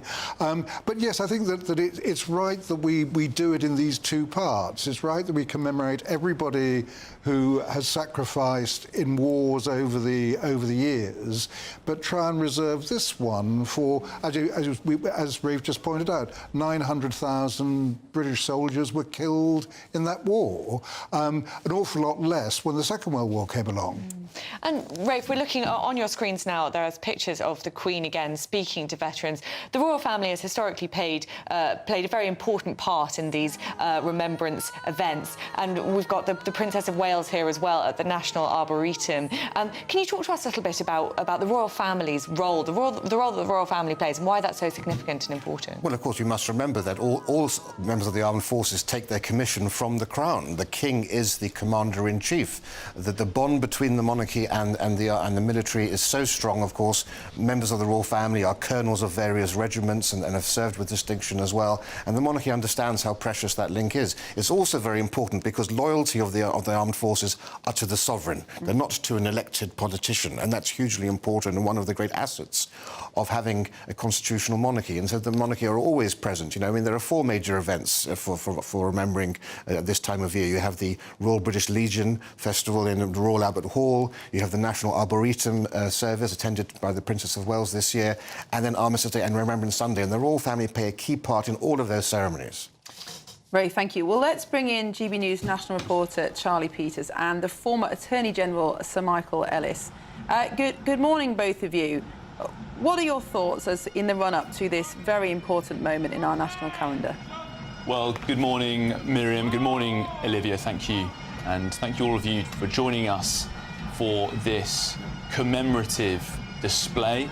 And you can hear now, Sir Michael, the band, the bagpipes of the London Scottish Regiment in their Flodden grey kilts as they begin the parade of the Western Front Association, marking the 111th anniversary of the start of the Great War. But also, for today, Sir Michael, this is about the end of the Great War. It is indeed, and the 11th and the 11th hour is approaching as we see the pipes and drums who are leading this parade. The parade marshal for Armistice Day leads the vigil party to the Cenotaph here in Whitehall. The Cenotaph that's now been in place for 105 years, given Grade 1 listed monument status in 1970, and honoured and protected, saluted, since it was first unveiled by King George V in 1920 on the 11th of November. And also, Sir Michael, today, it's not just the anniversary of the start and the end of the war that is being commemorated, but also it's 100 years since the founding of the Old Contemptibles Association, a historical organisation commemorating and supporting the veterans of that famous British expeditionary force, derided by Kaiser Wilhelm as a contemptible little army. Well, they were more than that, weren't they? They certainly were. He was unwise enough to send an order of the day to his forces, referring to Field Marshal French's forces as a contemptible little army. That was later used by the British Army proudly in a self-deprecating, if you like, musing insults of the Kaiser, where they called themselves the Contemptibles. And here we see cadets from the Army, cadets also from the Royal Air Force arriving at the Cenotaph. In the distance, you see that band of the London Scottish Regiment. Also cadets from the Intelligence Corps at the rear. We've seen also some cap badges from the Parachute Regiment as well. An enormous sense of pride for those children to be able to wear the uniforms of men and women who fought and died for the nation, particularly also wearing cap badges, many of them that we're seeing today, that were represented over 100 years ago during the Great War. That's right, and there are combined cadet forces from several schools present today, and they, of course, will remember this, no doubt throughout their lives. It's a signal honour to be present at the Cenotaph for such an occasion. We're going now to the National Memorial Arboretum for a display there. And Her Royal Highness there is in Staffordshire, the Royal Memorial Arboretum, and there are events taking place around the country for this moment. What happened was that after World War II started, Armistice Day always used to take place following World War I on the 11th of the 11th. And the arrangement was made that instead it would occur on the nearest Sunday to that date. It was only more recently when the Western Front Association re-established a ceremony to take place at the Cenotaph on the 11th of the 11th. And we're now moving back to the Cenotaph here, Sir Michael. As you're seeing, this is, of course, a worldwide commemoration, particularly for the United Kingdom, because of the empire, how there were contributions from all over the globe to Britain's war efforts. We heard earlier from Dr. Rex Dean, the grandson of the first Premier of Niue, the island in the South Pacific, which is a protectorate of New Zealand. 150 men from that tiny Pacific island were sent to Britain's imperial war effort. 4 of them buried in Hornchurch in Essex, on the other side of the world. But there'll be representatives, of course, from armies right across the history of the empire. And we're seeing now, Sir Michael, the parade as we approach 10:55, gathering in its totality, and will be brought to attention shortly by the parade warrant officer. And Sikhs that you've seen there have proudly fought in the armed forces for many, many years, and were always highly respected as warriors. They're present on parade at the Cenotaph today, as are contingents of Chinese, where, of course, until Hong Kong was returned to China in 1997, the Chinese formed part of the military forces of this country, and they're represented here today at the Cenotaph as well. The Cenotaph is made of Portland stone, but it's interesting to note that it was originally a very temporary edifice made of wood. The idea was that because the Armistice had taken place on the 11th of November 1918, they didn't have a full structure until 1920. And here we are, the parade brought to attention now.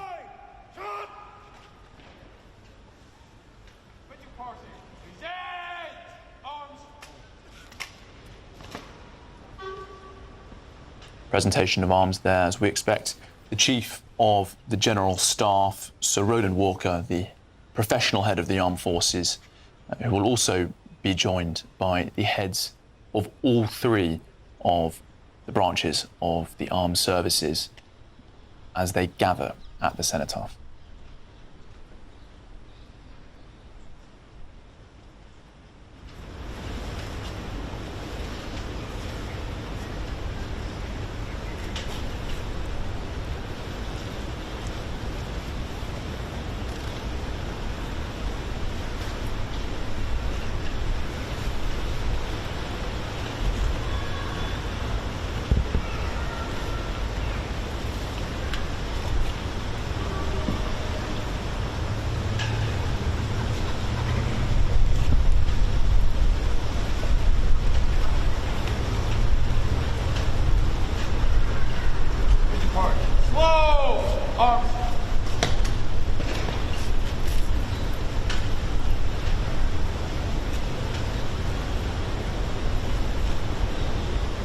In a moment now, we're expecting the Vigil Party, which is a commemorative military display to reverse arms. It's a rare order being given by the warrant officer here leading this parade, but it is delivered specifically as a mark of respect at funerals and also on occasions of mourning. And we're less than 2 minutes away from 11 o'clock and the 2-minute silence. The bugler will play the last post. Now, the last post originally signalled the duty officer's inspection of a British Army camp. And here is the last post.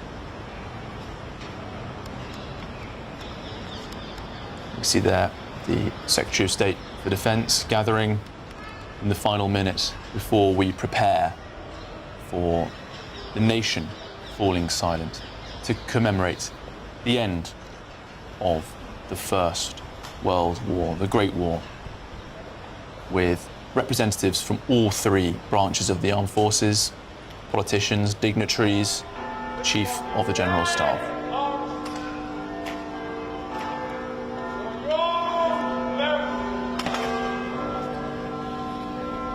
Hear the bells of Big Ben as the nation prepares to fall silent.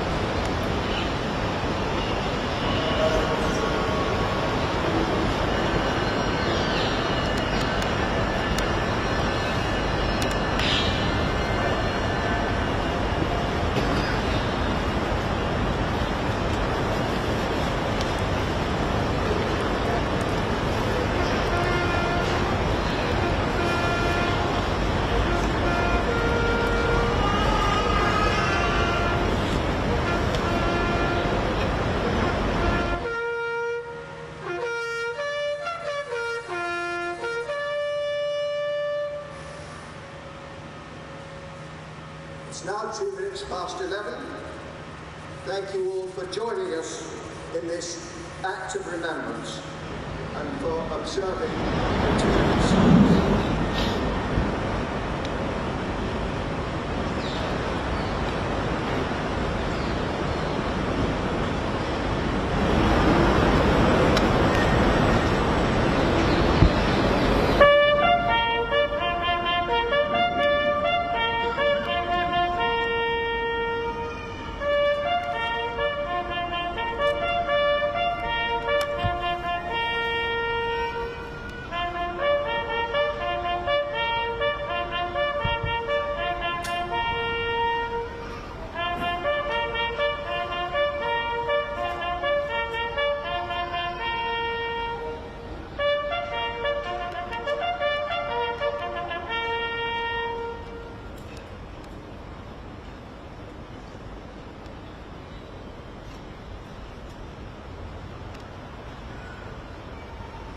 They shall not grow old, as we that are left grow old.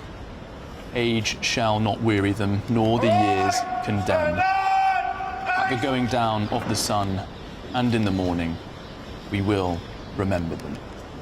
And as the bugler plays the reveille there, and the parade warrant officer orders the parade to stand at ease, the vigil party stands fast as this commemorative display continues with dignitaries and members of the armed forces laying wreaths.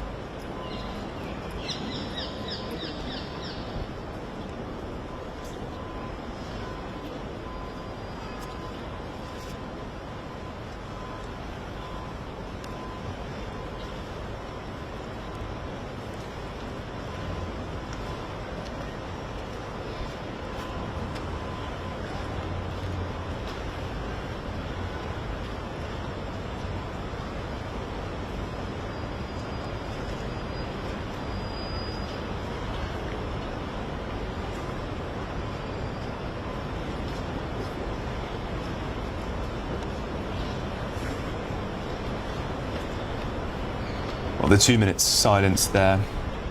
King George V, he gave two commands regarding the first Remembrance ceremony.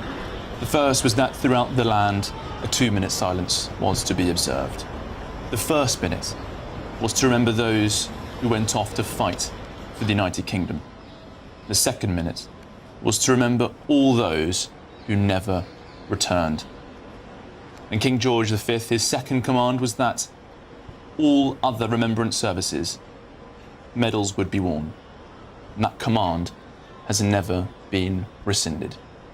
While we may never know the private thoughts of all of those attending at remembrance services across the country, Sir Michael, I am sure that people paying their respects are thinking of those who went and those who never came back.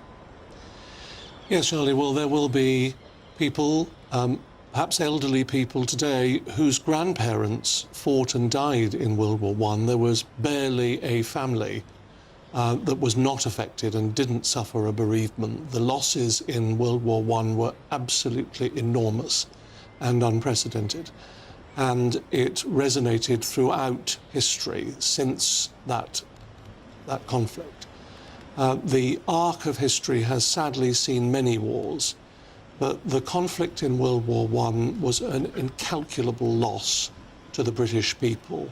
And the consequences of that conflict really still have an effect on the psyche of this nation. The way that wars are commemorated today stem from after World War I. And we've just seen Nigel Farage there laying a wreath at the Cenotaph, along with other politicians and dignitaries, of course. And he spoke movingly to us on GB News about an hour ago, Sir Michael, speaking about the personal connection. And there is Mr. Farage walking away, remembering his grandfather and That's right. the fighting he was involved with. And Nigel Farage has actually been a member of the Western Front Association since the 1980s. And it was an organisation that was formed in order to bring back the commemoration of the 11th of the 11th, the particular Armistice Day of World War I, because it had, if you like, after World War II, been melded into the events of Remembrance Sunday, the main principal national ceremony of remembrance that takes place on the Sunday nearest to the 11th of the 11th. And the Western Front Association have been instrumental in reinstituting the tradition of 11 a.m. on the 11th of the 11th. And as we were saying, we've heard the moving Reveille, the last post.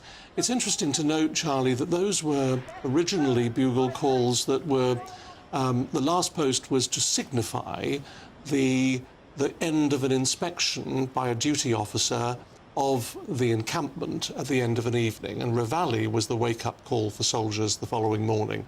And it commemorates now, if you like, death and resurrection.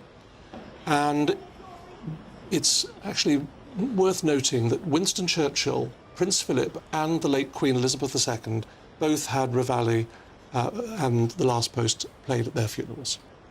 And here at the National Memorial Arboretum, we can see Princess of Wales. She will be laying a wreath at that location as well. It is a stunning national memorial, that location. The effort that has gone into recording every name of every man and every woman who fought and fell for the United Kingdom.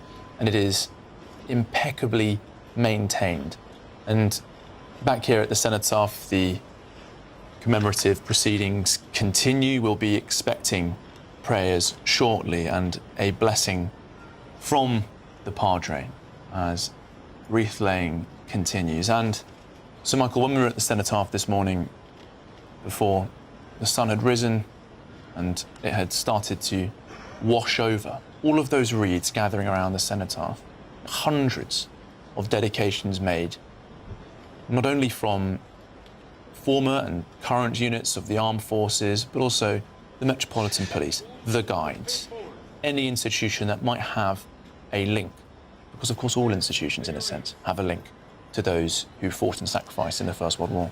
Well, the impact, Charlie, of the original wooden cenotaph in 1919, which was designed to be a temporary edifice that was put in for a victory parade that King George V had ordered for July of 1919, it was so poignant. So many bereaved families, mothers and wives, came and laid flowers on the wooden cenotaph that Whitehall had to be closed for a week. Over 1 million people visited that site, and it was by popular demand that the wooden cenotaph, designed by Sir Edmund Lutyens, be made into a permanent edifice, and he generously donated his design fees. He designed the cenotaph then and had it built in Portland stone, and it was unveiled by King George V on the 11th of November 1920. And on the same occasion, the Unknown Warrior was brought from Victoria Railway Station. We've seen Her Majesty Queen Camilla at Paddington Railway Station today, but the residents of the railway stations of London writ large in World War I, because so many people, of course, went off to war from London mainline railway stations.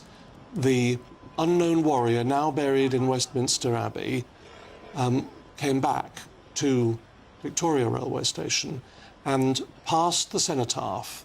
The funeral cortege passed the cenotaph, stopped at the cenotaph. King George V placed a wreath on the coffin on its way to Westminster Abbey and unveiled the cenotaph that we see today, 105 years later. And we're seeing how truly national this moment is, of course.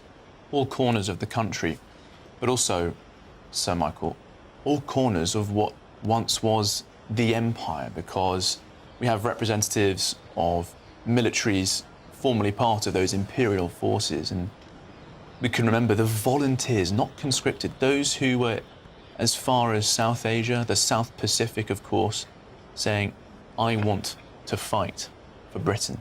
And at today's commemoration at the Cenotaph, we're joined by Dr. Rex Dean, the grandson of the first Premier of Niue, an island, it's a protectorate off New Zealand, population of barely 1,600.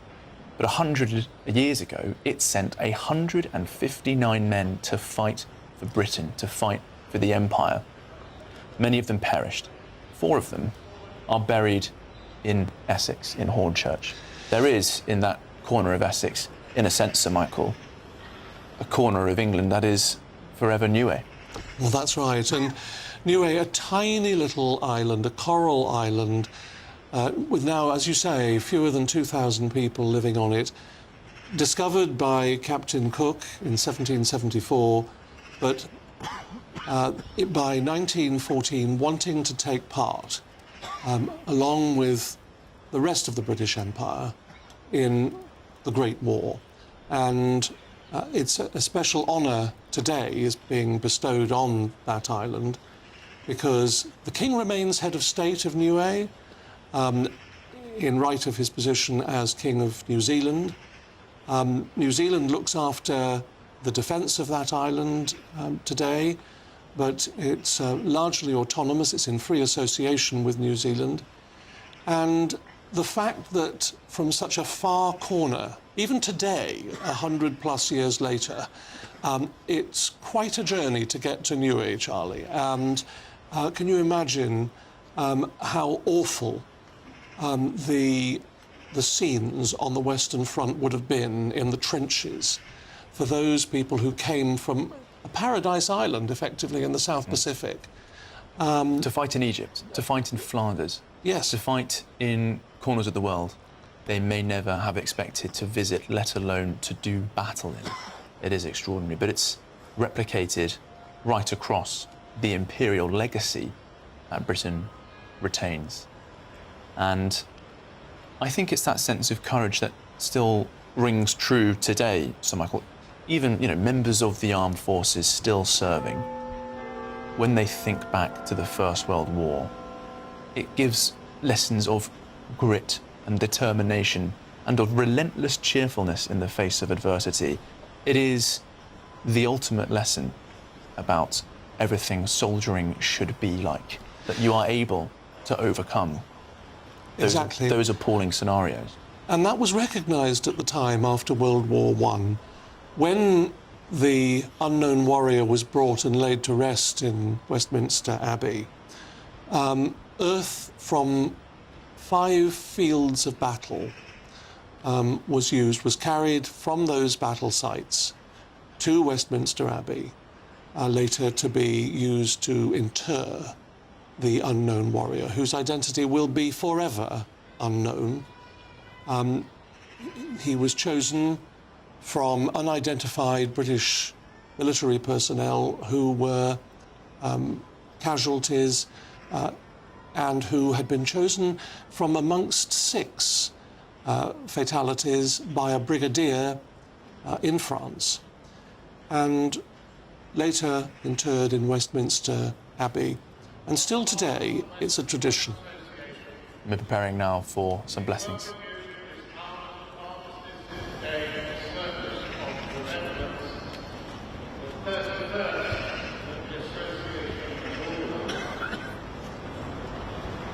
Remembrance is both the motto and the inspiration of the WFA. And there is no better way to show this than in today's simple yet powerful ceremony. We give praise to Almighty God, whose purposes are good, whose power sustains the world we have made, who loves us though we have failed in his service, who gave Jesus Christ for the light of the world, who by his Holy Spirit leads us in his way. As we give thanks for his great works, we remember those who have lived and died in his service and in the service of others. We pray for all who suffer through war and are in need. We ask for his help and blessing that we may do his will, and that the whole world may acknowledge him as Lord and King. We remember with thanksgiving and sorrow those whose lives in world wars and conflicts past and present have been given and taken away. We pray for all who in bereavement, disability and pain continue to suffer the consequences of fighting and terror. Perhaps even more in our lives in these days of brutal warfare in Eastern Europe. We pause with the call for traumas that so many suffered in the immediate post-war years. Of those who carry long-term physical and mental wounds. Of families and loved ones who never fully recovered from the losses of families during the conflict.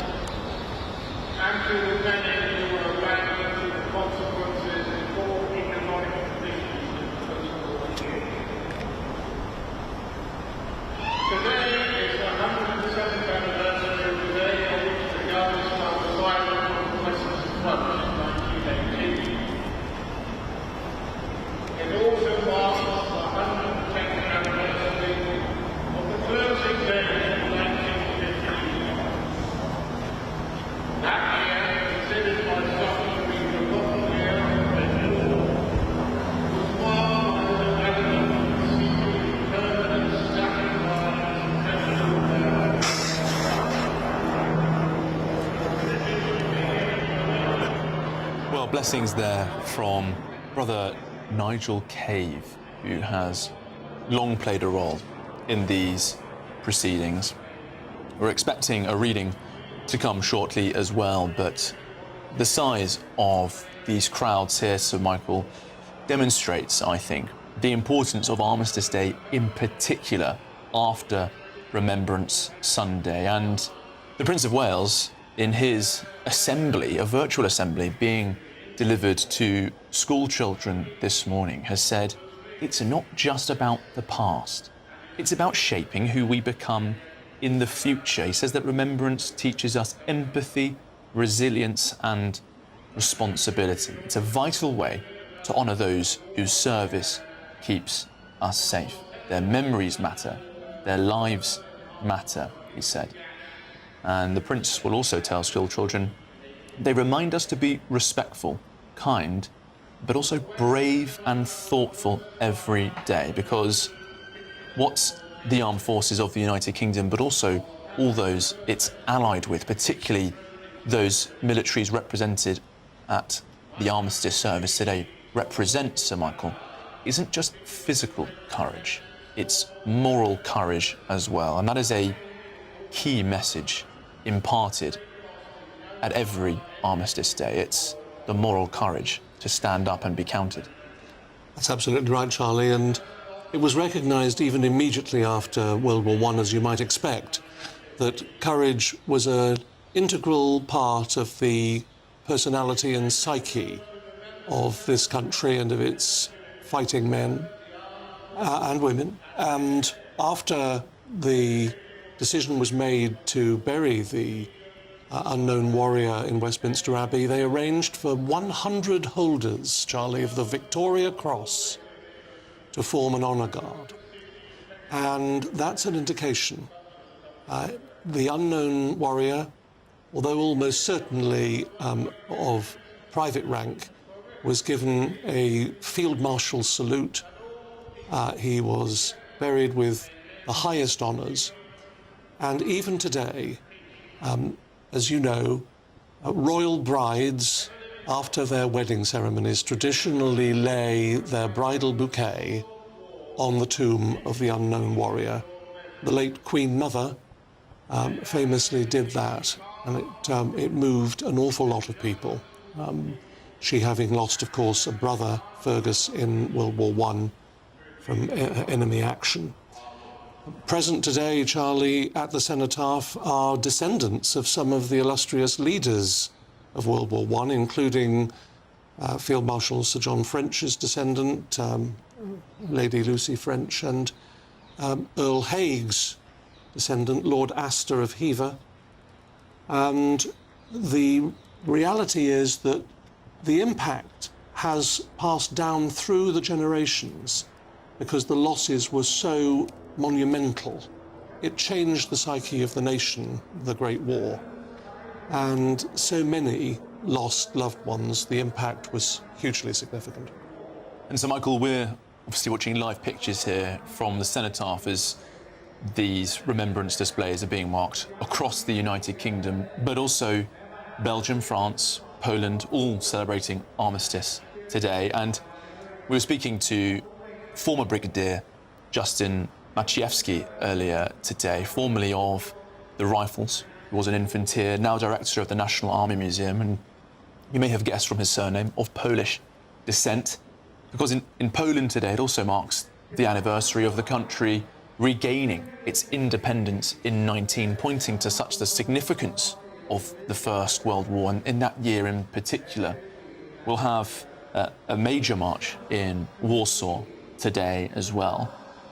But, so Michael, as we're watching all of this commemoration today, this reflection on the past, I think the representation from the head of the armed forces and the heads of all three branches of the armed forces, it reaffirms how this is not just an act of looking back, it's about understanding the present value of that sacrifice and the risks to it in the future, because as we watch these proceedings, there was another night of Russian attacks in Ukraine. And Romania reported a Russian drone incursion overnight, just 5 kilometers away from the border with Ukraine. Europe is at war today, as we speak. The representatives of many of the militaries in London today will have members of their armed forces supporting an armed resistance in Europe now. And let's pause as we listen to the lone piper playing his lament.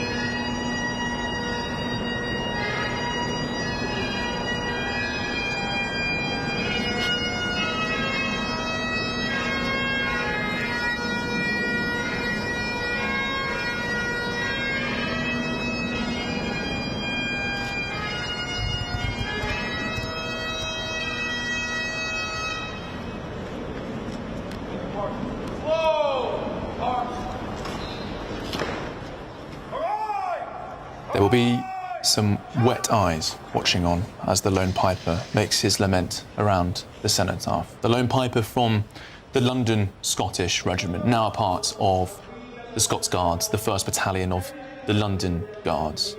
The Flodden Grey, the iconic Flodden Grey of that unit there, gathering at the Cenotaph. And Sir Michael Ellis, I am always moved by the presence of the London Scottish Regiment. And regardless of which branch of the armed forces you served in, if you have been a volunteer, a reserve, like me, then watching the London Scottish, it makes your spine a little stiffer. It makes you feel an extra sense of pride because they were the first territorial army unit to go into action in the First World War. On the 15th of September of 1914, they departed for France, and by the end of that next month, on the 31st of October, they encountered German forces at Messines in Belgium, the first reserve unit to do so. And a memorial still stands on that site, and every year on the 31st of October, when perhaps many people are around celebrating Halloween, many of us celebrate them instead for what they did for us, for their enormous bravery. And as you said, Charlie, they have a very distinctive uniform and distinguished look. That's the Defence Secretary there, John Healey, as Secretary of State for Defence, representing all of the armed forces, the civilian command structure, as well as military command structure, are present, as you'd expect. And the Ministry of Defence, of course, is close to the Cenotaph. No doubt he'll be heading back there. In the House of Commons, they will have marked this occasion by ringing the division bells, which normally are sounded when a vote is to take place, in notifying members of Parliament to go to the division lobbies to vote yea or nay. But on the 11th of the 11th, the division bells are sounded on the mark of 11 o'clock and again at 2 minutes past 11, so that everyone on the parliamentary estate can honour the 2-minute silence. And you can see now live pictures at the National Memorial Arboretum as the parade leaves the Cenotaph. At the National Memorial, the Princess of Wales is present. And just earlier, she laid a wreath at that site, and she was filmed there laying that wreath as she was gathering with other dignitaries. We can bring you that footage now. As we've heard from the Prince of Wales telling young people about the importance of wearing a poppy, at the National Memorial Arboretum, there is the Princess of Wales conducting her duties in this national and international act of remembrance. The wreath laying at the Armed Forces Memorial, a location of enormous sentiment to all members of the armed services and their families, with every name painstakingly recorded. And we could take you back now to live coverage where the Princess is standing ahead of that display and that memorial. And it is a beautiful memorial, that, Charlie. The statue there that you see behind Her Royal Highness and the royal party was sculpted by Ian Rank Broadley. And it's the centrepiece of the Armed Forces Memorial. He's a very distinguished sculptor who also is responsible for the effigy of the late Queen on our coins. The sideways look of late Queen Elizabeth II. Ian Rank Broadley sculpted that beautiful design of the stretcher bearers there in light, in bronze. It includes actually 14 figures. It's a powerful representation, I think you'll agree, of the loss of life, those who died on duty. And after the service concludes at the National Memorial, the Princess of Wales will view newly dedicated names at the memorial. New names added because the British Armed Forces are always in action, always at risk, always standing ready to do what the nation requires. And she'll also meet veterans in attendance at the service. And here at the Cenotaph, we are seeing the closing of the proceedings here. Those cadets there will march off shortly to King Charles Street, closing this beautifully moving and solemn act of remembrance. So, Michael Ellis, thank you for your company. And thank you, before we hand back to Olivia and Miriam at the studio, let us remember the famous epitaph seen at the war cemetery in Kohima, but echoing in the minds of many as they watch these proceedings today.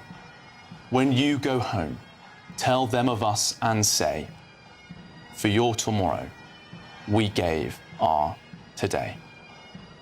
Here at GB News, we will remember them.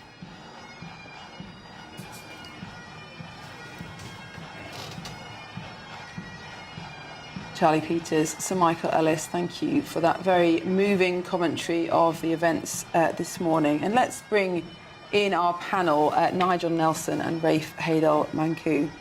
Rafe, Charlie is saying there about remembering the fallen. And of course, those young men, when they went off to battle so enthusiastically in 1914, volunteering, not conscripted at that point, who would have thought that so many of them would never return home? Close to 900,000 left never to return. A huge percentage of those who actually went out to fight. In fact, there are approximately double the number of people died in the First World War for the British Armed Forces than died in the Second World War. There was a larger total casualty in the Second World War, but in terms of the British troops, much higher casualty rate. And of course, being patriotic, people, the whole streets would enlist together and go off to fight. But what they met there was a very different type of war. It was the first mechanized war, the complete bloodshed. You know, my grandfather was in the cavalry on horseback, completely useless against the armaments and the tanks and so forth. So we commemorate all that. We remember that sacrifice. We remember their bravery. We reflect on how lucky we are to have the freedoms and liberties, but we remember the cost at which it came. And of course, we should pay tribute and honour to them. I just wanted to actually mention briefly some of the hidden symbolism of the ceremony we saw, because it's such a familiar sight, the last post and the 2 minutes. But not enough people know, I think, about the deeper symbolism there. The last post was also played on the battlefield at the end of a battle in order to guide home those who were stranded on the battlefield, who were wounded or separated. And it was a way for them to come back to safety. And in the same way, the last post is played at the Cenotaph to summon up the dead spirits to return to the Cenotaph, which in Greek means empty tomb. And indeed, it's surmounted by a sarcophagus. It's then followed by that 2-minute silence. And the 2-minute silence also symbolises what's called the night vigil. At the end of a battle, soldiers would stand guard over their fallen comrades to ensure that they all were dead. They weren't just unconscious, also to make sure that they weren't desecrated by the enemy. And so in the 2-minute silence, we're also standing guard around their spirits and their memory. And then at the end, you get the rouse. Michael Ellis said it was the réveillé. Not quite correct. The réveillé is what wakes you up, but the rouse is what rises you from bed. And it's that links it to the Christian concept of Judgment Day, where you sound the rouse and you raise the spirits of the dead, ultimately to rise to heaven. Well, thank you so much, Ray, for some really interesting details there. Nigel, I thought it was interesting what Charlie was saying about it not just being about the past, but also about the present. Europe is at war. This war in Ukraine has been going on for so many years now that it's not on the front pages of the news every day, but it is something that is still happening. And I think that adds extra poignancy to the events of yeah, I think it does. The fact that actually on mainland Europe we're still fighting a war, and it may not be British troops involved, but who knows, sometime in the future. But also, it's remembering sort of recent wars there, that there will be kids watching this whose fathers served in Iraq or served in Afghanistan, men and women who served in the Falklands War. They'll be grandparents now and have kids there. Rafe mentioned his grandfather. My grandfather signed up at 15. He lied about his age to enlist and ended up as a medic in the trenches. His elder brother, my great-uncle, had his elbow shot off at the Somme. So all this kind of brings back memories, you know, the childhood memories of what's going on. I think that's why it becomes so relevant. Mm-hmm. And Rafe, tell us about how Armistice Day has changed in the national character over the years, because in those first days, the immediate aftermath of the First World War, there was actually a lot of anger about what was the purpose of the war, why were so many young men. It wasn't so much of a nationalistic kind of remembrance as it is now. It was one that was always filled with sorrow.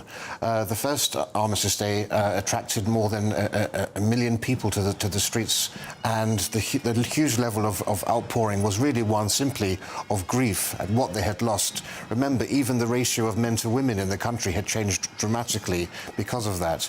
And so there was this great feeling of never again, the war to end all wars. But commemoration, as I say, was hugely important because the bodies weren't returned home. People didn't have a place to grieve.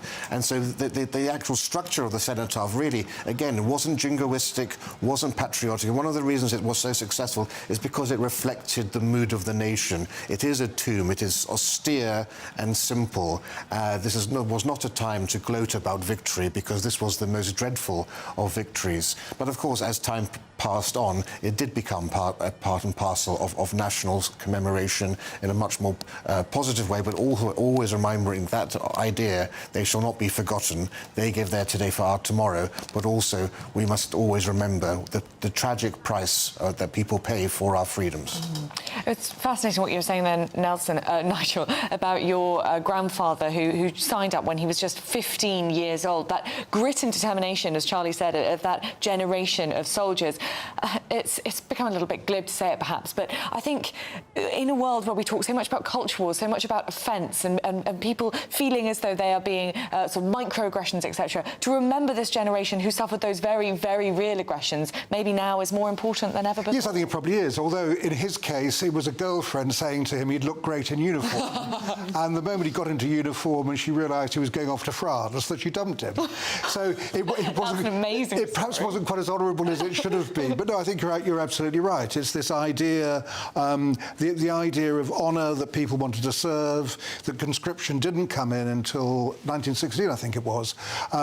So most of the people there were volunteers, and also the legacy, I think, of the First World War. It was interesting that in 2014, when Russia invaded Crimea, we did so little about it compared to what we have actually done now when Putin mounted another attack.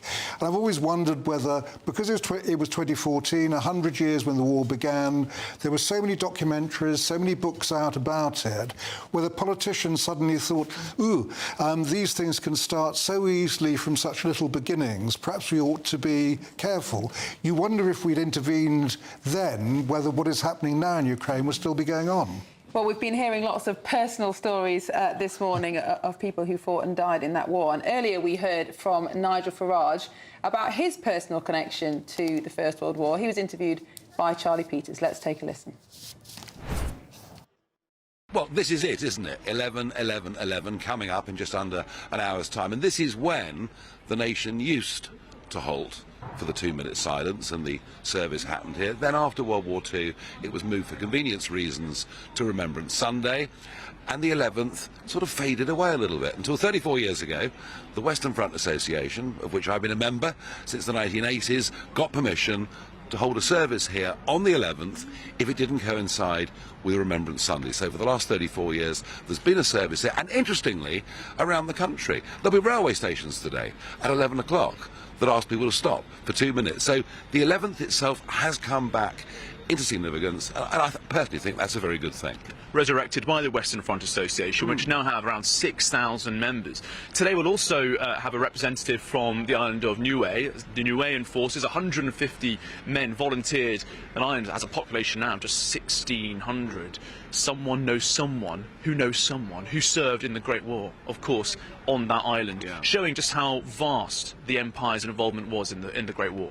Yeah, I mean, it was a world war. There were so many countries involved in it, and it's very interesting. 40% of the entire contribution of World War I and World War II came from the Empire/Commonwealth, and all of them volunteered. None of them were pressed into doing it. So, no, we do remember very, very much the contribution of the Commonwealth, and that's why here on Sunday you saw the ambassadors from nearly 50 countries laying wreaths. Well, Well, it's really interesting that, isn't it? Nigel Farage, he does seem to be in his element when he's talking about war. He's quite a keen amateur military historian. It often feels at the moment as though Nigel Farage is kind of the man of the moment, and today it almost looked as though he was there. Well, yes, he's in the right place, quite clearly. And yes, he is. I mean, certainly he is the most influential politician of the last 20 years, however you cut it. Whatever he does in the future, he's got that legacy behind him. But yes, he does seem to pop up everywhere. But of course, it was entirely appropriate as one of the founders of that group that he should pop up today. It should be said, Nigel is an absolute expert on military history. He could easily teach a course on it. And I stood with him on the GB News dais outside Buckingham Palace at the Platinum Jubilee last time we saw the Queen. And when the fly past came over, Nigel was able to pick off all of these things. Some of us were looking at our notes, but he didn't need to do that. And why is it important, do you think, for politicians to have an understanding of history? Fundamentally important, as Nigel was saying, to try to hope, history never repeats itself, but there are reflections and mirroring of what came before. And especially now and today, of course, it's so easy to draw comparisons with events of, the 20th century and see them reflected. And I often like to say, a nation ignorant of history is like a man with no memory. And that applies to our political class very much. Indeed. Well, history may not repeat itself, but sadly human nature does. So I think that's what we're seeing today. Well, up next, we're off to the National Arboretum, where Princess Catherine Middleton laid her wreath moments ago, as we look at beautiful live scenes of the Cenotaph in London. This is Britain's Newsroom on GB News.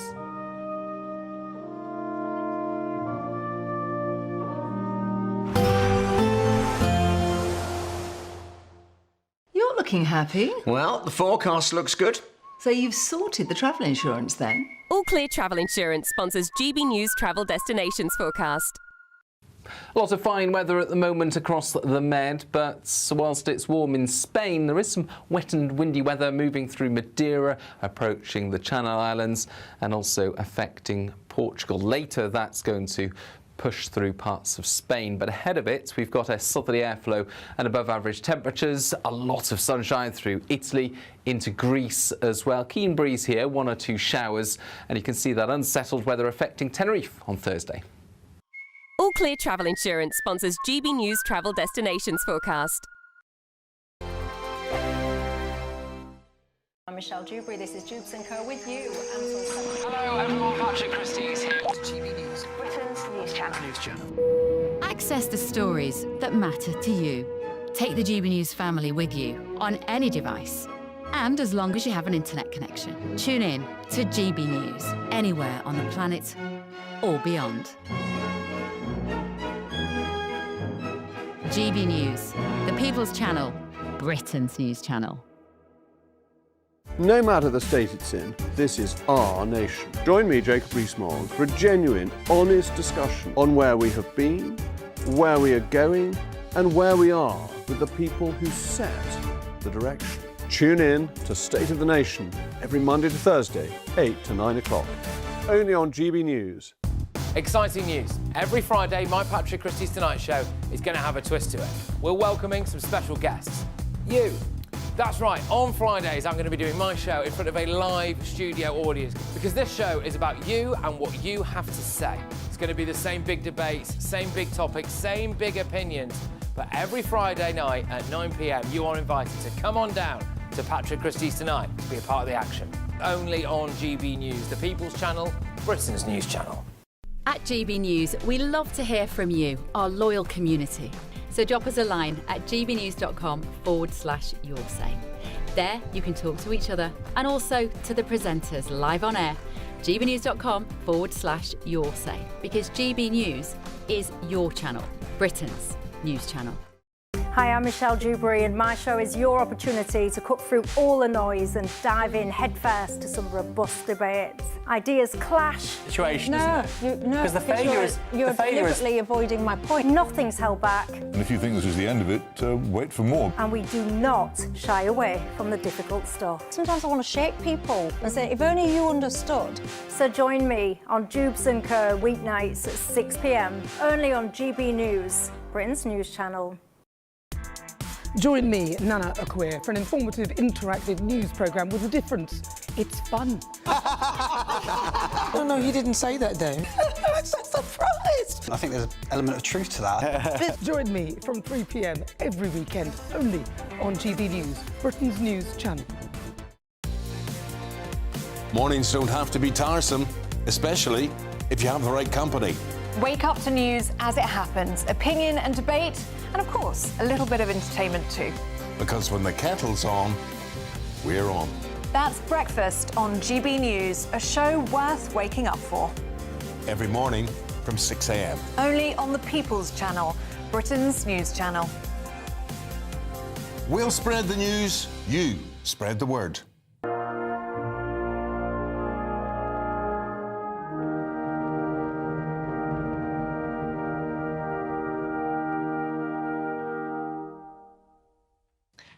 Well, welcome back to GB News, where our national reporter Jack Carson is joining us now from the National Memorial Arboretum. We've been in London all morning, now we're up in Staffordshire. What's happening there?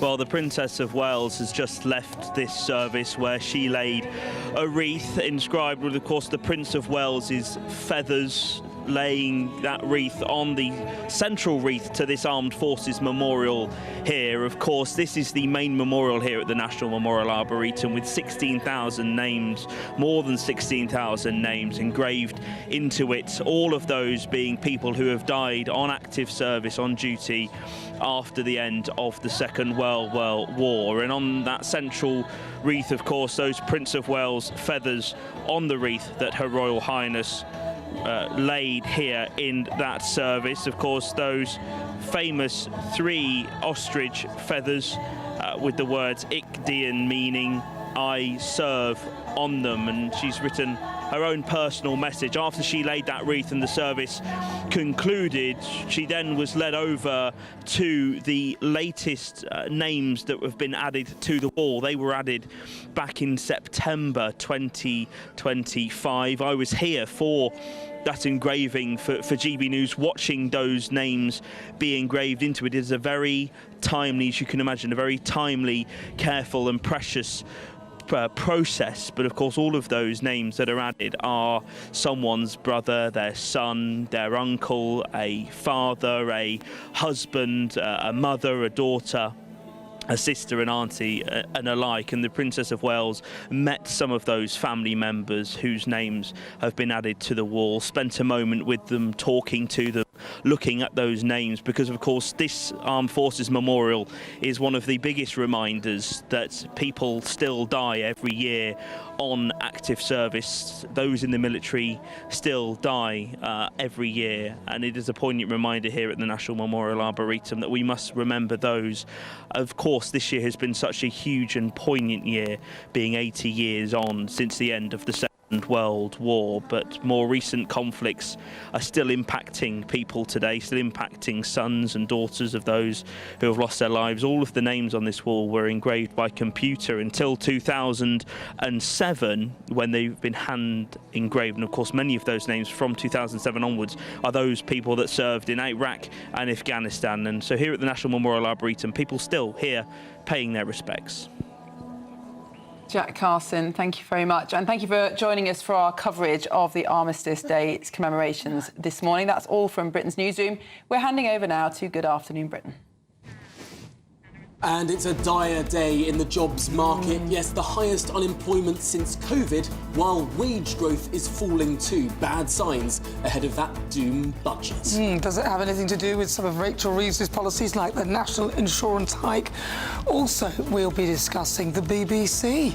As the plot thickens, Donald Trump has demanded a $1 billion payout, and the BBC need to say sorry, I think, by Friday. It's all very fascinating. We'll keep you updated with all of that as well. Absolutely. Do stay with us here on Good Afternoon Britain. All of that and much more to come after your latest weather forecast.